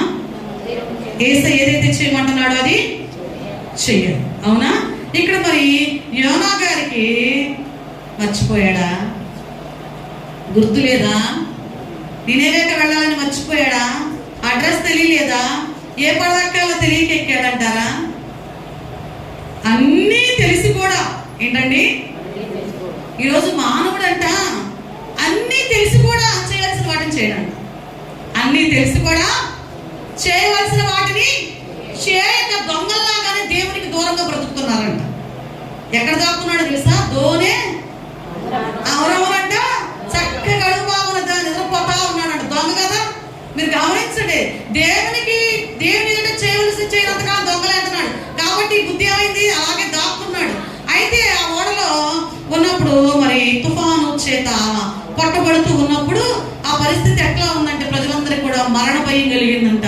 ఈయన మాత్రం చక్కగా. అప్పుడు అందరూ అసలు ఎవరి వల్ల ఇది వచ్చింది? ఉన్న వస్తువులన్నీ బయటికి పడేశారు. అయినా వాడు తేలికైనా కూడా చాలా కష్టంగా ఉందని చీట్లు వేసినప్పుడు అంట చీటి యోనా మీదకి. అప్పుడు వాళ్ళు వచ్చిందంట, పోయి నిద్రపోతా, నీకేమొచ్చింది? చచ్చేటట్టు నువ్వు ఎట్లాగా నిద్రపోతా ఉన్నావు అన్నప్పుడు నువ్వు దేవునికి ప్రార్థించమంటే ప్రార్థన చేశాడా? నిజంగానే ఇది వస్తుంది, నా దేవునికి ప్రార్థన చేస్తే దేవుడు కార్యాన్ని చేస్తాడు అని ఉండొచ్చు. ఆ మాట అక్కడ పలకుండా అంటున్నాడు, నేను ఇలా చేశాను నన్ను ఎత్తి దానిలో. చూడండి ఎంత ధైర్యమైన ఆ వ్యక్తిత్వంతో ఉన్నాడు. అక్కడ పడవేశాడు. 3 రోజులు దేవుడు ఎక్కడ కూర్చోబెట్టాడు? తీసుకెళ్ళి అన్నాడు. 3 రోజుల పాటు పాపం అది ఎంత ప్రయాసపడి ఉంటుందో. పొద్దున కూడా తిన్న టిఫిన్ అరకపోతేనే మధ్యాహ్నం భోజనం చేయలేదు, మధ్యాహ్నం తిన్న అరకపోతే సాయంత్రం. కానీ మనం చూస్తాం కదా, పిలుస్తుంది తిను అని. ఈ లోపల స్టమక్ మాత్రం ఒక్క పూటకే. కానీ ఇది 3 రోజుల పాటు ఒక మినిమం ఒక 70 కేజీలు వేసుకోండి. యోనా గారి వెయిట్ 70 కేజీల పొరుగుని లోపల ఎలా దేవుని ఆజ్ఞకు లోబడి చేసుకోవచ్చు. ఈ రోజున దేవుని ఆజ్ఞకు లోబడిన క్రమములో కొంత ఇబ్బంది ఉంటుందండి. అంతా కూడా తాపిగా సాగిపోదు. అది పరిచర్య కానివ్వండి, క్రీస్తుని వెంబడించే క్రమమైనప్పటికీ కూడా అంతా సాపిగా ఏమి సాగి పోదు. నువ్వు ఆధార క్రమం రానప్పుడు ఇంట్లో ఏదో ఒక ఆటంకం నీ భర్త ద్వారా బిడ్డల ద్వారా కలుగుతుంది. అయినప్పటికీ నువ్వేం చేద్దాన్ని అధిగమించి ముందుకి రావాలి. వచ్చినప్పుడే నువ్వు నిలబడగలుగుతావు దేవుని సన్నిధిలో. హల్లెలూయా, హల్లెలూయా. మరి 3 రోజుల తర్వాత తీసుకెళ్ళి అక్కడ ప్రకటించాడు. రెండవసారి దేవుని వాక్కు వారికి ప్రత్యక్షమైంది. యోనాకి ప్రత్యక్షమైనప్పుడు ఇప్పుడు లోపడ్డాడు. ఒకసారి దెబ్బ గట్టిగా తగిలింది. 3 రోజులు అగాధంలో ఉన్నాను, కూరుకుపోయాను. ఆయన కూడా మర్చిపోయాడా? గ్రహించండి, చాలా మంది మాట్లాడే మాట ఇదే. మనం చేసిన పొరపాట్లకు మనం శిక్ష అనుభవిస్తామని గ్రహించాలి. కానీ దేవుడు కూడా మర్చిపోయాడా? ఆయన ఉంటే నాకు ఇలా ఎందుకు జరుగుద్ది? ఇలాంటి మాట మనం ఎప్పుడు కూడా మాట్లాడడానికి వీలు లేదు. ఆయన చేసుకున్న పనికి 3 రోజులు కూడా బచ్చం గర్భంలో ఉన్నవాడికి ఇంకా పైగా నేరారోపణ. రెండవసారి ప్రత్యక్షమైనప్పుడు ఇప్పుడు ఒళ్ళొంగి ప్రకటించాడు. ప్రకటించిన తర్వాత వీళ్ళందరూ ఏం చేశారంటే, నినేవే ప్రాంత ప్రజలందరూ కూడా అంట, పిల్లలు, యవనస్తులు, వృద్ధులు, పశువులతో సహితము రాజుగారు కూడా గోనె పట్టా కట్టుకుని 3 పగళ్ళు రాత్రులు ఉపవాసము ప్రార్థన చేశారు. ఏం చేశారండి? ఉపవాస ప్రార్థన చేస్తున్నారా మీరు? మీ కుటుంబ క్షేమం కొరకు, మీ బిడ్డల సంరక్షణ కొరకు ఎంతమంది తల్లులు తండ్రులు మీ బిడ్డల కొరకు కడుపు కట్టుకుని ప్రార్థన చేస్తా ఉన్నారు? ఉండలేమనుకుంటారు. ప్రయత్నం చేస్తేగా మనం అసలు ఉండేది లేదు. అవునా? చాలా మంది చెప్తారు షుగర్ పేషెంట్లు ఉపవాసం ఉండలేరండి అని అనేవాళ్ళు. నాకు పెద్ద తేడా ఏం కనిపించట్లేదు. డాక్టర్ ఏదో షుగర్ పేషెంట్లు అవసరమైన రైతులు పట్ట ఫుడ్ మానేమంటారు. కానీ కొంతమంది షుగర్ పేషెంట్లు తినకుండా ఉండలేరు అంటారు. నువ్వు ఉండటం అలవాటు చేసుకుంటే నీ పరిస్థితి ఎలాంటిదైనా కూడా నువ్వు నిలబడగలిగి ఉండగలుగుతావు. హల్లెలూయా, హల్లెలూయా. ఉపవాసం ఉండిన పిమ్మట దేవుడు అంట ఆ శిక్ష వారి మీదకి రాకుండా.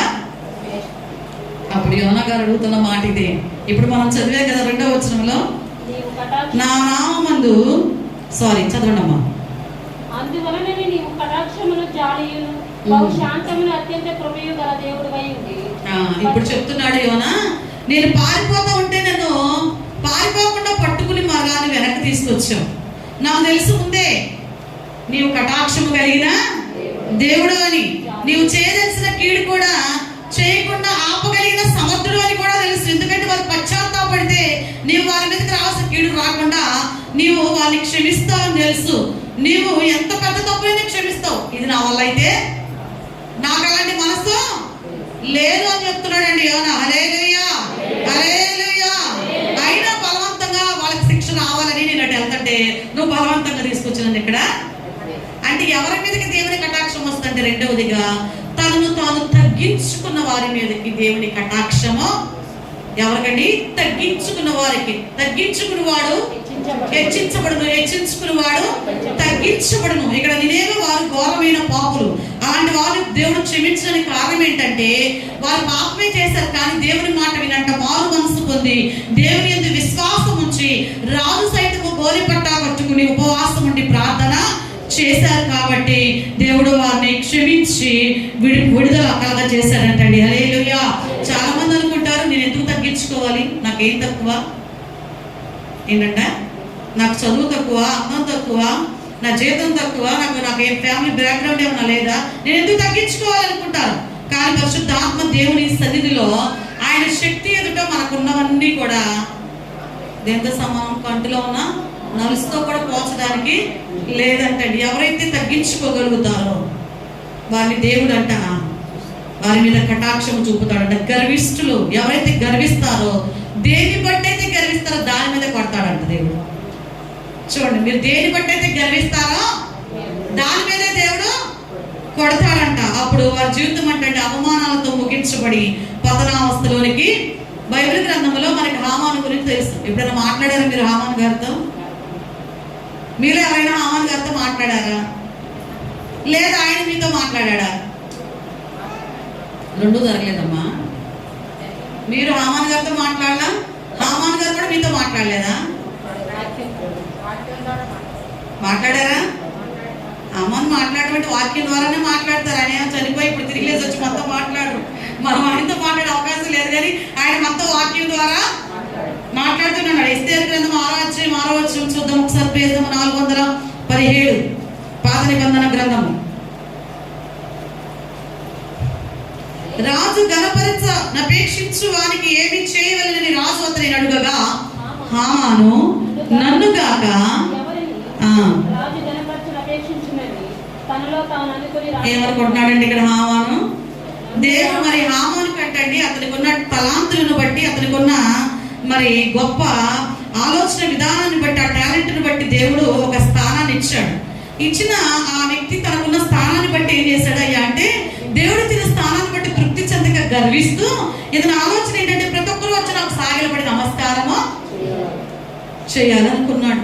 ఆ ధ్యాసలో ఉన్న హామాను ఒక రోజున మొర్దెకై తనకు వంగకీయు నమస్కారము చేయకుండా ఉన్నప్పుడు మరి యూదులందరి మీద వ్యతిరేకమైనటువంటి ఒక శాస్త్రాన్ని పుట్టించాడు. అతన్ని ఉరి తీయించాలని ఒక ఉరికంబని ఇంటి దగ్గర రెడీ చేసి రాజుగారి దగ్గరికి వచ్చాడు. వచ్చినప్పుడు రాజుగారికి నిద్ర పట్టలేదంట. రాత్రి నిద్ర పట్టకపోతే మరి రాజుగారికి నిద్ర పట్టప్పుడు అనేక రకమైన విన్యాసాల ద్వారా వాళ్ళు ఎంజాయ్ చేయొచ్చు. కానీ ఇక్కడ రాజుకి ఏం చేశాడు, రాజ సమాచార గ్రంథాన్ని తెమ్మని దానిలో ఉన్న సమాచారాన్ని చదవమన్నప్పుడు ఓపెన్ చేయగానే ఒకప్పుడు మొర్దెకై అహష్వేరోషు రాజుకి మరణకరమైన పరిస్థితుల్లో అడ్డుపడిన సంగతి రాయబడి ఉన్నదంట. ఆ అడ్డుపడిన సంగతి రాయబడినప్పుడు ఆ మాట చదవగానే వెంటనే రాజు అన్నాడంట, ఆ రోజున అతనికి ఏమైనా బహుమతులు ఇచ్చారంటే అక్కడ ఇచ్చినట్టుగా ఏమీ రాయబడి ఉండలేదు అన్నప్పుడు ఎప్పుడైతే ఈ హామాన్ లోపలికి వచ్చాడో రాజు గణపరచ అపేక్షించు వానికి ఎలా చేయాలి అన్నప్పుడు ఇక లోపల హామాన్ అనుకుంటున్నాడు, రాజుగారు నన్నుకంటే ఇంకెవరిని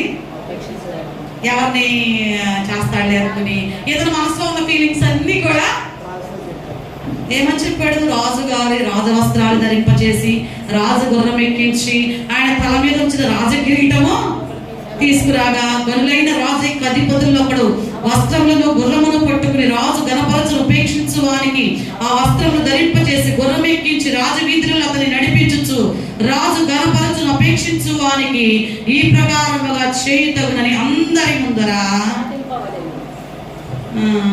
ఎవరికున్న ఆలోచన ఇది? అలా ఇదంతా నువ్వు మొర్దెకైకి చేయమన్నాడు.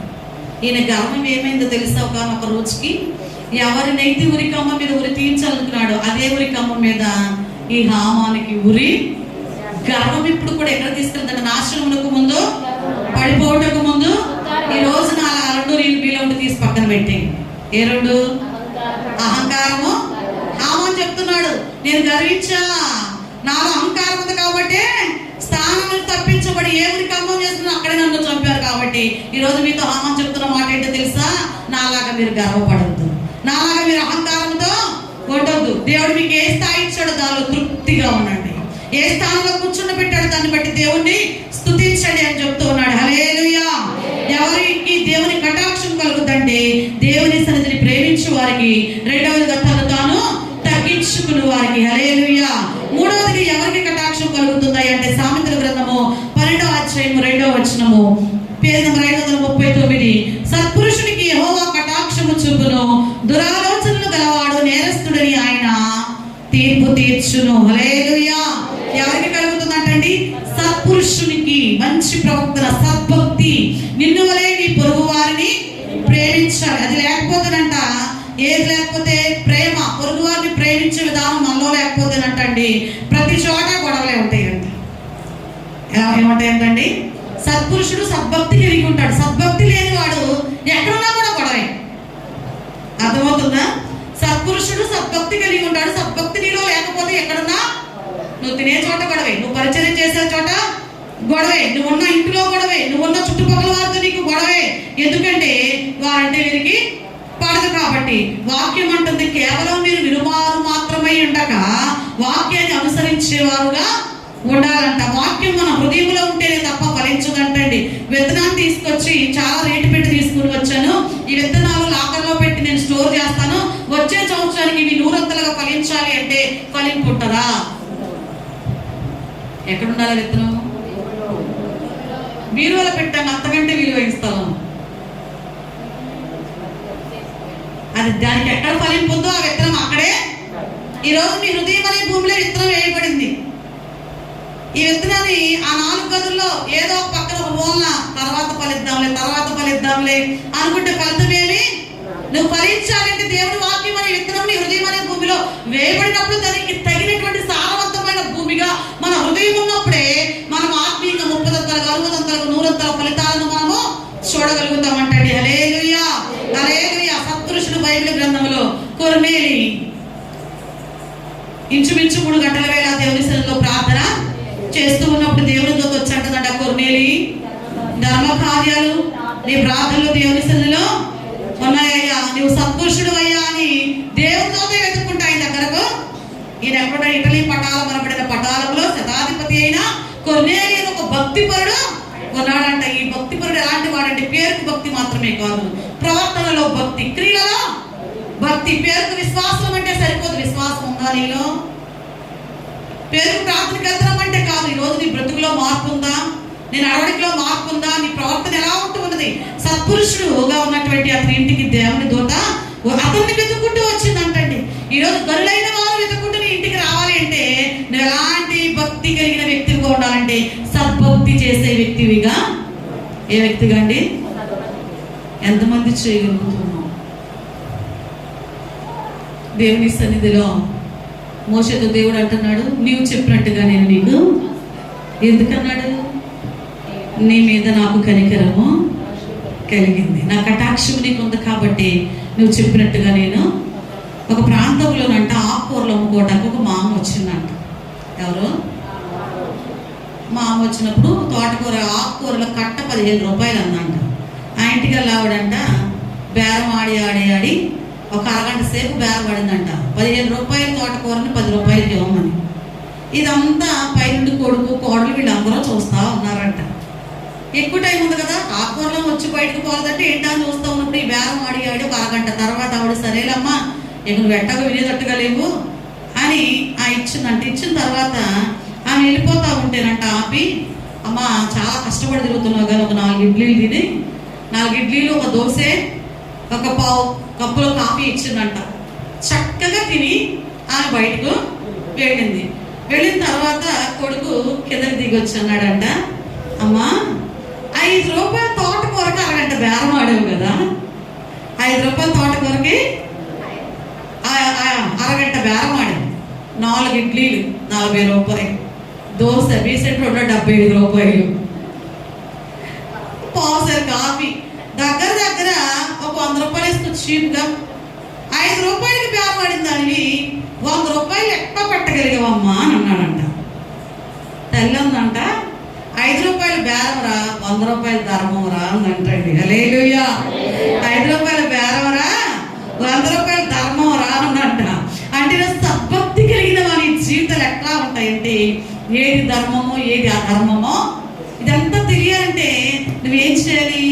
దేవుని సన్నిధిలో నిలబడాలి. నిలబడినప్పుడు దేవుని సన్నిధిలో ప్రకటించబడుతున్న విలువైన మాట ఉంది. మీ అందరి దగ్గర బైబిల్స్ ఉన్నాయండి? ఉన్నాయా? ఒక చోట అంట ప్రార్థన అయిన తదుపరి పరిచర్య జరుగుతుంటే అందరూ బైబిల్స్ అన్ని తెచ్చి ఒక చోట పెట్టారంట. పెట్టినప్పుడు దానిలో 3 బైబిల్ అంటే మాట్లాడుకుంటున్నాయి అంట. 3 బైబిల్ మాట్లాడుకుంటున్నాయి అంట. ఒకటేమో చాలా కొత్తగా ఉందంట, పట్టు వస్త్రాలు ధరించిన వారిలాగా. రెండవదేమో సగం నలిగిపోయిందంట. మూడవది ఏంటంటే గాలేస్తే ఎగిరిపోయి చిరిగిపోయేటట్టుగా నలిగిపోయిందంట. ఈ 3 మాట్లాడుకుంటారు అంట. ఆ కొత్తగా ఉన్న దాన్ని ఏమో నువ్వు ఎలా ఉన్నావు ఇలా దాన్ని అంటే, రెండో దాన్ని ఏమో ఏంటి ఉంటే ఉన్నాం పోతే పోదాం అన్నట్టుగా ఉన్నామంటే, మూడో దాన్ని అంటే అసలు నేను ఎవరైనా తోస్తే కింద పడి పోయేటట్టుగా ఉన్నావు ఏంటని మాట్లాడుకుంటూ ఉన్నప్పుడు ఈ 3 సంభాషణ ఇట్లా ఉందంట. ఈ కొత్తగా ఉన్న బైబిల్ చెప్తుందంట, అందరూ మెలకుగానే ఉన్నారా? హల్లెలూయా చెప్దామా? ఈ కొత్త బైబిల్ చెప్తుందంట, నన్ను 30 సంవత్సరాల క్రితము నా యజమానికి ఎవరో పెళ్లిలో గిఫ్ట్ గా ఇచ్చారంట. ఎలా ఇచ్చారండి? ఎన్ని సంవత్సరాల క్రితం ఇచ్చారు? 30 సంవత్సరాల క్రితం ఇస్తే ఈ బైబిల్ని నా యజమాని ఆదివారం చర్చి తీసుకొస్తాడు, మళ్ళీ ఇంటికి తీసుకెళ్ళి కబోర్డ్లో పెడతాడు. ఆదివారం చర్చి తీసుకొస్తాడు, ఏ రోజు కూడా నా జిప్ కూడా ఓపెన్ చేయలేదందంట. రెండవ దాన్ని అడిగినాయి అంటే, ఏంటి కొంచెం వీక్గా ఉన్నామంటే, నన్ను కూడా నా యజమాని తీసుకొచ్చి చర్చిలో ఉన్నప్పుడు చదువుతాడు, మరి రిఫరెన్స్ తీసినప్పుడు టకటక తీస్తాడు, ఎక్కడ నలిగిపోతున్నానో కూడా చూడడు, తీసుకెళ్ళి ఇంటికాడ పెడతాడు అన్నప్పుడు మూడవ బైబిల్ అందంట, నన్ను నా యజమాని ఉదయము వాడతాడు, సాయంత్రము వాడతాడు, ఖాళీ దొరికినప్పుడల్లా నన్ను ఉపయోగిస్తాడు, కాబట్టి నేను ఇలాగా ఉన్నాను అందంటండి. దీనిలో మీకు ఏమర్థమైందండి అమ్మా? మన బైబిల్ చర్చికి వచ్చామంటే వచ్చాము, ఇక్కడ జిప్పు కూడా తీయకుండా నోరు కూడా తెలవదు కొంతమంది, ఎలా జిప్పు తీయని బైబిల్ లాగా వచ్చామా, కూర్చున్నామా, లేచామా, అర్పణ ఇచ్చామా. రెండో రకం క్యాండిడేట్లు ఏంటి, ఇక్కడ ఉన్నప్పుడు అసలు ప్రయాసపడిపోతా ఉంటాయి, ఏంటిదిగా ఆరాధనలో పాటల్లో అసలు అందరూ నేనే చూడాలి. ఇది దీనికి ఇంటికి వెళ్ళాక నోరు తెలవదు ఈ బైబిల్. ఈ పాత్ర ఇంటికి వెళ్ళాక ఏమి, ఇక్కడున్న భక్తి ఏముండదు, ఇక్కడున్న పాడిన విధానం ఏముండదు, ఇక్కడ చేసిన ప్రార్థన విధానం ఏముండదు. రెండో రకం. మూడవ రకం వాళ్ళు ఉన్నారు, ఎక్కడున్నా కూడా ఒక్కటే భక్తి విధానం వీరిలో. ఇంటి దగ్గర ఎలా ఉన్నారు, ఇక్కడ కూడా, ఇక్కడ ఎంత భక్తి కలిగి ఉన్నారు ఇంటి దగ్గర కూడా, మరి మూడు బైబిల్లో ఏ రీతిగా మీరు ఉన్నారో చూడండి. అంత మాత్రమే కాదు, మీ బైబిల్ కొత్తగా ఉందని మురిసిపోతున్నారేమో. ఎంతమంది విలువైన మాటలను ప్రతిరోజు తింటున్నారు, భుజించగలుగుతూ ఉన్నారు. ఎక్కడా లేనిటువంటి తృప్తి, ఎక్కడా లేని బలము, ఎక్కడా లేని ఆదరణ, ఎక్కడా లేని నెమ్మది ఈ మాటలు తింటేనే వస్తాయండి మీకు. అదేంటంటే మాటలు మాట్లాడితే వస్తాయిగా, కానీ దీనిలో ఉన్న మాటలు మనము తింటేనే మనకి బలం వస్తుంది. హల్లెలూయా. ఈరోజు మీరు కొత్తగా పట్టు చీరలాగా ఉన్న బైబిల్ లాగా ఉన్నారా, కాటన్ చీరలాగా ఉన్న బైబిల్ లాగా ఉన్నారా, చింపి వేయబడేటువంటి దానికి రెడీగా ఉన్న బైబిల్ లాగా ఉన్నారా? అంటే దాని స్థితి హీనమైందని కాదు. అక్కడ నువ్వు బైబిల్ తెరచిన కదా నీ బైబిల్ ఉబ్బుతా ఉంటుంది, గమనించండి. నువ్వు బైబిల్ తీయకుండా ఉంటే కొంతమంది బైబిల్ మందిరం తీయడానికి ఆ పేజీలు విడగొట్టుకుంటుంటారు మందిరాల్లో కూర్చొని. ఎందుకని? వీళ్ళకి ఇంటి దగ్గర బైబిల్ తీయడానికి టైం కుదరదు కదా. నువ్వు ఎప్పుడైతే దీన్ని ఉపయోగించగలుగుతూ ఉంటావో దీనిలో ఉన్న గొప్ప ఆశీర్వాదం ఉంది. వీటన్నిటికంటే మించి దేవుని కటాక్షం నీ మీదకి దిగి వస్తాయని అంటున్నాడు కదా. ఆకాశపు వాకిండ్లు విప్పాలి అంటే నువ్వేం చేయాలి? బైబిల్ విప్పాలి ఇంటి దగ్గర. ఆ జిప్ ఓపెన్ చేయాలి, చదవాలి. మీకు ఇవ్వబడిన క్యాలెండర్లో ఉంది చూడండి, టైం ఏ రోజుకి ఏది చదవాలో. ఒకవేళ మీ దగ్గర ఇంటి దగ్గర క్యాలెండర్ లేదు, మీరు కొనుక్కోవాలంటే ఏదో ఒకటి తీసుకురండి, ఫ్రీగా ఇస్తా కొనుక్కోని వాళ్ళు. ఇంకా క్యాలెండర్ ఉన్నాయి కొన్ని పక్కన మీకు ఉంటుంది, ఏ రోజు ఎన్ని అధ్యాయాలు చదవాలి. ఇప్పుడు ఆల్రెడీ సగం దగ్గరికి కంప్లీట్ అయిపోతా ఉంటుంది, ఎందుకంటే ఇది 8వ నెల కాబట్టి ఇంకా 4 నెలల్లో 40 రోజుల్లో బైబిల్ కంప్లీట్ చేసే అవకాశం కూడా ఉందంట. మా పెద్ద చెల్లి కొడుకు వాళ్ళు వెళ్తున్న మందిరంలో కల్వరి టెంపుల్కి వెళ్తారు కరీంనగర్లో. 40 రోజుల్లోనంట బైబిల్ కంప్లీట్ చేయడానికి రోజుకు 30 అధ్యాయాలు చదవమన్నారంట. ఫాస్టింగ్ ప్రేయర్స్ పెట్టారు, ఇప్పటికి కూడా కంటిన్యూ అవుతున్నాయి. రోజుకు 30 అధ్యాయాలు చదవమంటే వీడంట స్కూల్కి వెళ్ళే ముందు దాకా చదువుతున్నట్ట. వాళ్ళ స్కూల్ నుంచి వచ్చే వరకు కూడా 30 అధ్యాయాలు. వాడికి ఎన్ని ఉంటాయండి? 11, 12 ఉంటాయి. 40 రోజుల్లో బైబిల్ కంప్లీట్ చేయాలి అంటే మనకు దాని మీద ఏముండాలి? శ్రద్ధ ఉండాలి. అది దానిలో ఏముంది, ఏం నేర్చుకోవాలి, ఏ మాట ద్వారా దేవుడు మనలో బలపరుస్తాడు, దాని విలువ మనకు తెలిస్తేనే కదా మనం ఓపెన్ చేసేది. అవునండి.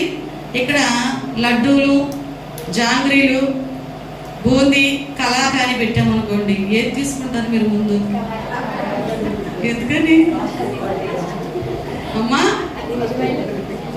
మిగతా ఎప్పుడైనా ఎవరైనా ఇస్తారు, ఇది ఇవ్వాలంటే ముందు దొరికింది దానికంటే విలువైందంటండి. దేనికంటే?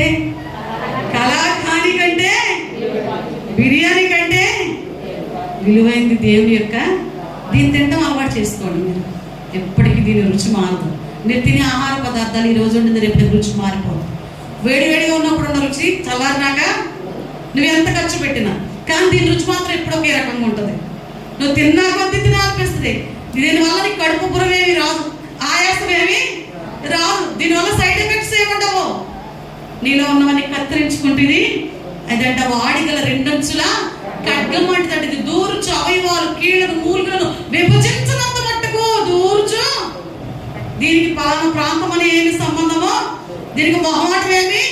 అమ్మ వీళ్ళు చదువుకున్న వాళ్ళుగా, వీళ్ళు ఉద్యోగస్తులుగా, లేదా వీళ్ళు పనిచేస్తున్నారు కదా, దీనికి తేడా ఏం లేదు. ప్రతి వాళ్ళు కూడా కట్ చేసుకుంటూనే ఆపరేషన్ థియేటర్లోకి వెళ్ళాక సర్జన్కి వీళ్ళు ఫలానానే ఉండదు, ఎక్కడేదో ఏది కట్ చేయాలో అది కట్ చేయడం చూస్తారు కదా. అమ్మో వీళ్ళు ఫలానా వాడుగా, ఇది కట్ చేస్తే ఇబ్బంది ఏమని అనుకోడండి. ఈ వాక్యం దానికంటే పవర్ఫుల్ అయింది.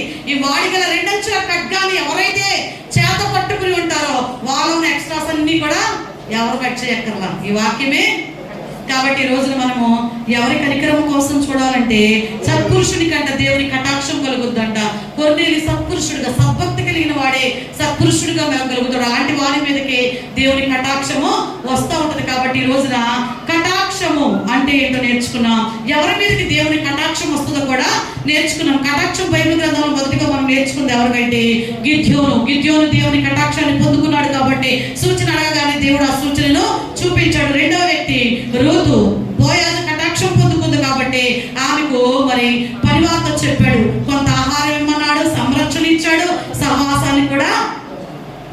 చివరికి అతనికి భారీగా బోయాజు యేసుక్రీస్తు అయితే రూతు సంఘము, వధువు సంఘమైన మనము వరుడైన క్రీస్తుని ఎదుర్కోవాలి అంటే ఈ రోజున ఆయన కటాక్షాన్ని మనము పొందుకోవాలి. మూడవదిగా మరి దేవదూతలు కటాక్షాన్ని పొందుకున్నాడు. అబ్రహాము తన కొలువలు దేవుడు తీర్చాడు. మరి నాలుగవదిగా లోతు వెళ్ళవలసిన ప్రాంతానికి అంత దూరం వెళ్ళలేనయ్యా, అక్కడికి సోయారు ఉంది కదా, అక్కడికి వెళ్తా అన్నప్పుడు ఆయన కటాక్షం పొందుకున్నాడు. కాబట్టి సోయారులో ఉన్నప్పుడు అతన్ని బట్టి ఆ ప్రాంతాన్ని అంతటిని దేవుడు రక్షించాడంటండి. హల్లెలూయా. ఎవరికి దేవుని కటాక్షం కలుగుతుంది? దేవుని సన్నిధిని ఎవరినండి? ఎవరిని ప్రేమించాలి మనము? భగవాన్ని ప్రేమిస్తే కొంతకాలమే, అవునా కాదా?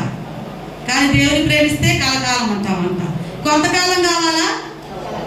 చిరకాలం కలకాలం ఉండే ప్రేమ కావాలా? కావాలంటే ఏం చేయాలి? మందిరానికి వెళ్దాం రమ్మన్నప్పుడు తలనొప్పి, మందిరానికి వెళ్దాం రమ్మన్నప్పుడు కడుపు నొప్పి, మందిరానికి వెళ్దాం రమ్మన్నప్పుడు నిద్ర వచ్చేస్తుంది, నిలవలేకపోతున్నా. ఇవి పక్కన పెట్టి దావీదు మహారాజు లాగా దేవుని సన్నిధికి వెళదాం రెండని జనులు నాతో అయినప్పుడు నేను ఎంతో సంతోషించాను. ఆ సంతోషంతో లేడి వలె, దుప్పి వలె ఏం చేయాలంటే పరిగెత్తుకుని ఎక్కడికి రావాలి? దేవుని సన్నిధికి. దేవుని కటాక్షం మన మీదకి రావాలి అంటే దేవుని సన్నిధిని ప్రేమించేవారుగా. ఎవరిని ప్రేమించేవారుగా? దేవుని సన్నిధిని. చిన్న కుమారుడు బుద్ధి వచ్చినప్పుడు తిరిగి వచ్చాడు, తండ్రి సన్నిధిలో ఉన్న ప్రేమ ఏంటో గ్రహించాడు. కాబట్టి రెండవదిగా తనను తాను తగ్గించుకుని వారికి, నినేవే ప్రాంతపు ప్రజలు తమను తాము తగ్గించుకున్నారు కాబట్టి దేవుడు వారిని ఏం చేశాడయ్యా అంటే వారి మీద ఆయన కటాక్షాన్ని చూపి వారికి విడుదలను ఇచ్చాడు. మూడవదిగా సత్పురుషునికి కటాక్షము కలుగుతుంది. అంటే సద్భక్తి కలిగిన వాడే సత్పురుషునిగా ఉండగలడు. కొర్నేలి సద్భక్తి కలిగిన వాడిగా ఉన్నాడు. దేవుడి యొక్క సన్నిధిలో ఈ రోజున ఆయన అడిగిన ప్రతిదీ నీకు చేయాలి అంటే ఎలా ఉండాలంటే దేవుని సన్నిధిని ప్రేమిస్తూ మరి పశ్చాత్తాపముతో నీవు తగ్గించుకుని సద్భక్తి కలిగి నీవు జీవించగలిగితే ఆయన కటాక్షము నీ మీదకి వస్తుంది. ఎవరైతే ఆయన సన్నిధిని కౌగిలిని ప్రేమించు వారికి కటాక్షం కలుగుద్దంట. తమను తాము తగ్గించుకుని వారికి కటాక్షం కలుగుద్దంట. సత్పురుషునికి కటాక్షము కలుగుతుంది. కాబట్టి ఈ రోజున మనమందరము కూడా ఆయన కటాక్షము కొరకు ఆయన సన్నిధిలో ఇష్టముతోనా కష్టముతో రావాలా? అమ్మో ఆయన తిడతాడని వచ్చానండి, నా భార్య గోల పడలేక వచ్చాను, రాబోదు రాక్షసులాగా పడిపో. పిల్లలు అంటారు అమ్మ గోల పడలేకే.